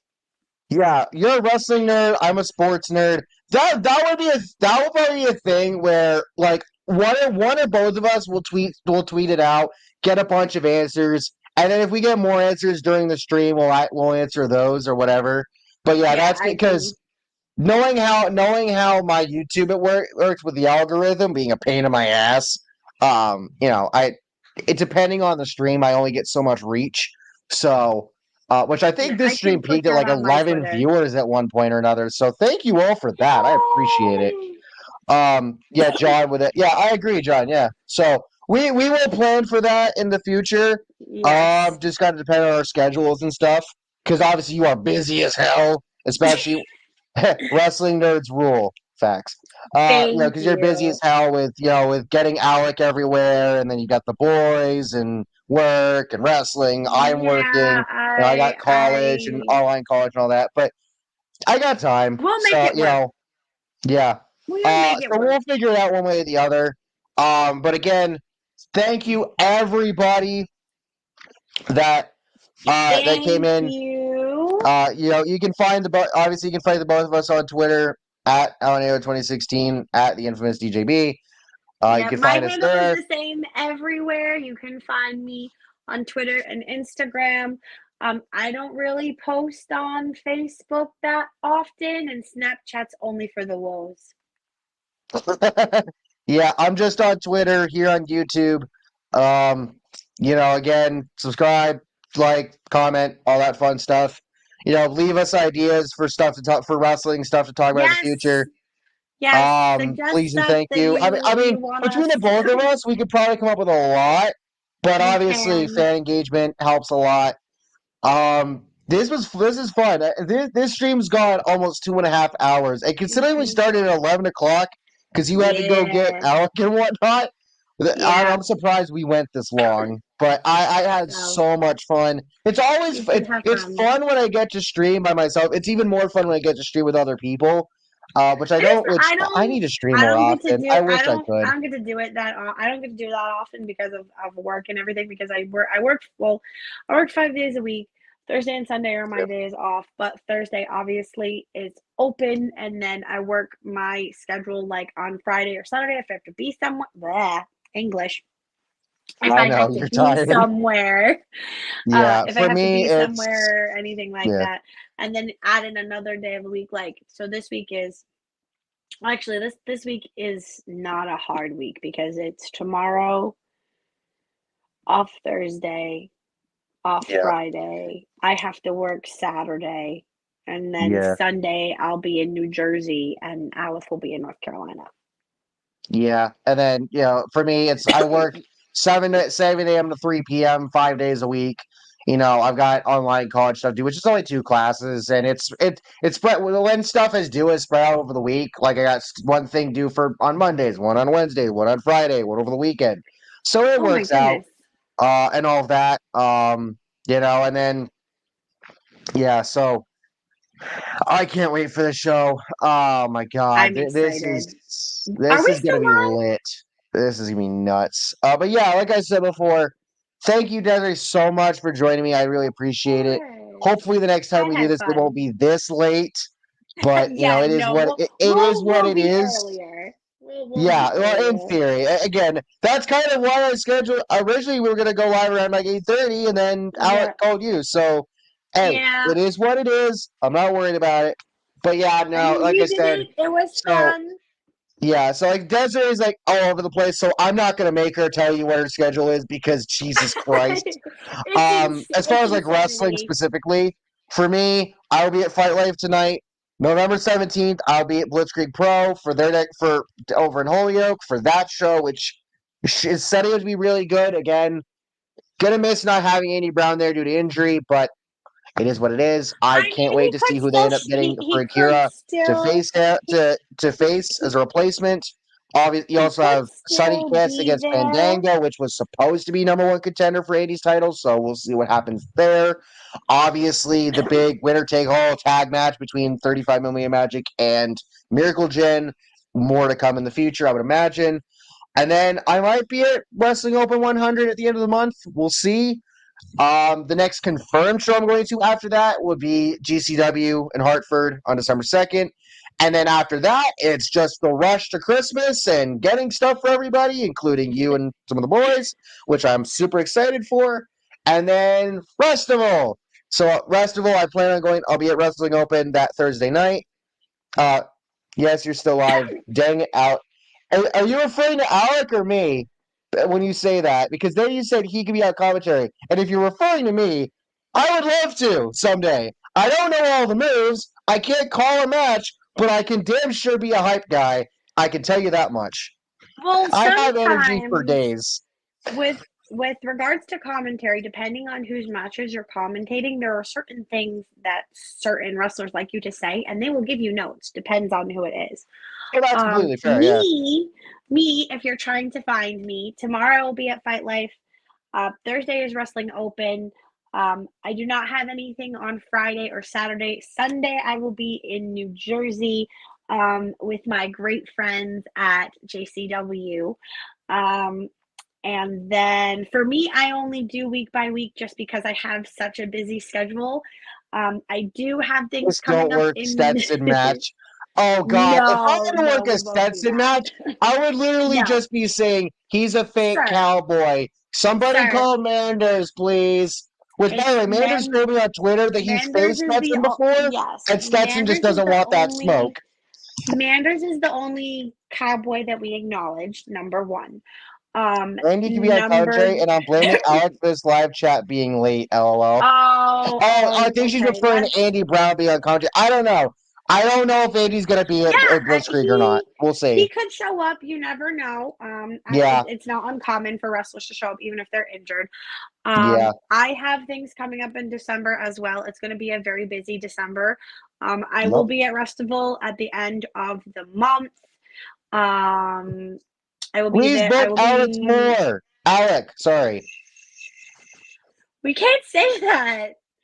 I'm just Um, saying. Like, come on. I'm not saying how many times you've been booked. I'm just saying. I will be at Wrestling Open on Thursday. My family will be at every show on Sunday. My son is a huge Rad Pro Wrestling fan. Yeah. So we have decided to collectively go. He really wants me to see this character. What's her name? How do I say her name? Eyeless. He really wants me to see Eyeless. Really, really likes her. So that Yeah. will be there. And then so December is a busy month aside from Christmas. Birthdays, family stuff, all that fun jazz. December 1st, if you happen to be in the New Jersey area, check out NFW at the Mecca. Yes, Veronica. Where else? GCW in Hartford, GCW in Brooklyn. I'm found just about. I think easily this year I've been to like 15 or 20 promotions already, and it's gonna be more by the end of the year. Oh, most definitely, yeah. I just that'll be another topic to mention, which promotions are where, because I think, yes, Veronica, absolutely. I think that Make him every worldwide like he's promotion Pitbull. I think that every promotion deserves praise. I hope that obviously won't happen this year, but I really hope to get out to the West Coast next year to see some shows. I've heard fantastic things about West Coast Pro. I know they're fantastic. Also, some Midwest promotions that I also want to check out.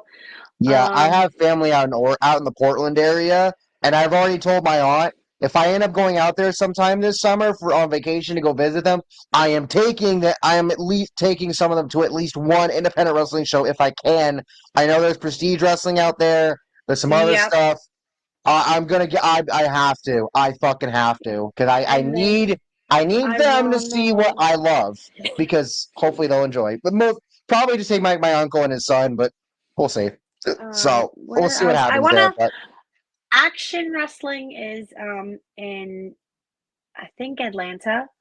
And then New South is in Alabama. I really want to get there as well. Again, I think every promotion deserves love, and we're in a stage where independent wrestling is just so abundant, and everyone deserves love. I mean, I'll stand by Northeast Wrestling is the best wrestling. I'll stand by that. Yeah. But at the same time, I know there's amazing wrestling going on in the South. There's amazing wrestling going on in the Midwest. There's amazing wrestling going on in the West Coast. And I'm hoping, I mean, obviously I'm not going to get every year in overseas. 1 year. I mean, that would be fantastic. I have a passport now, so I can do that. But obviously I'm not going to get everywhere in 1 year. That would be super awesome, and I would love to be able to do that, but I know that's if we had all the money in the world, we just buy a tour bus and just travel the country. Fuck it. Absolutely. Why not? Yes. Yeah. One of us needs to win the lottery. Well, I'll try. Oh yeah, no, maybe someday. That is bucket lists right there. Black Label Pro, there's another Black one. Label Pro. Yep, that's another one. In Indiana, that I also want to get to. I got this tattoo while watching a Black Label show. My artist actually let me cast it from my phone to the big TV. That's a fun story. We'll talk. Yeah, I know. You got to stories for days. Like we. Oh yeah, I'm old. Okay, you're not old. You do not hit old until you hit your 90s. Stop it. Listen, I have stories for days because I've been around for a while. Yeah, you say you're old, yet you don't look like you look like you're still in your 20s. All right. Thanks. I appreciate. You're welcome. I'm well past and I appreciate that. Thank you. So. Yeah, and yeah, I appreciate you. So I am actually going to go get some water and brush my teeth and go to bed because yeah, so I'm this has gone tired. over 2.5 hours. We've had so much fun. We are doing this again in the future. You let me do the right one this time. You will see Desiree on this channel again in the future, more times than once. Thank you all for watching. Thank you, Desiree, for being here. Thank you for having me. Veronica agrees with me. You are not old. Stop. But as I was saying, Right. thank you all for watching. Thank you again, Desiree, for being here. We will, if you are able to be there, we will see you at Fight Life tonight in Connecticut. If you cannot be there in person, Watch on Fight Plus. Watch on Fight. And all that. Go if you have Twitter, if you have socials, go find Fight Life socials. You'll figure out how to get there from there. At Fight Life Thank y'all TW for on Twitter. watching. Hope y'all enjoyed. We will catch you all next time. And as always, independent wrestling is fucking awesome. Peace.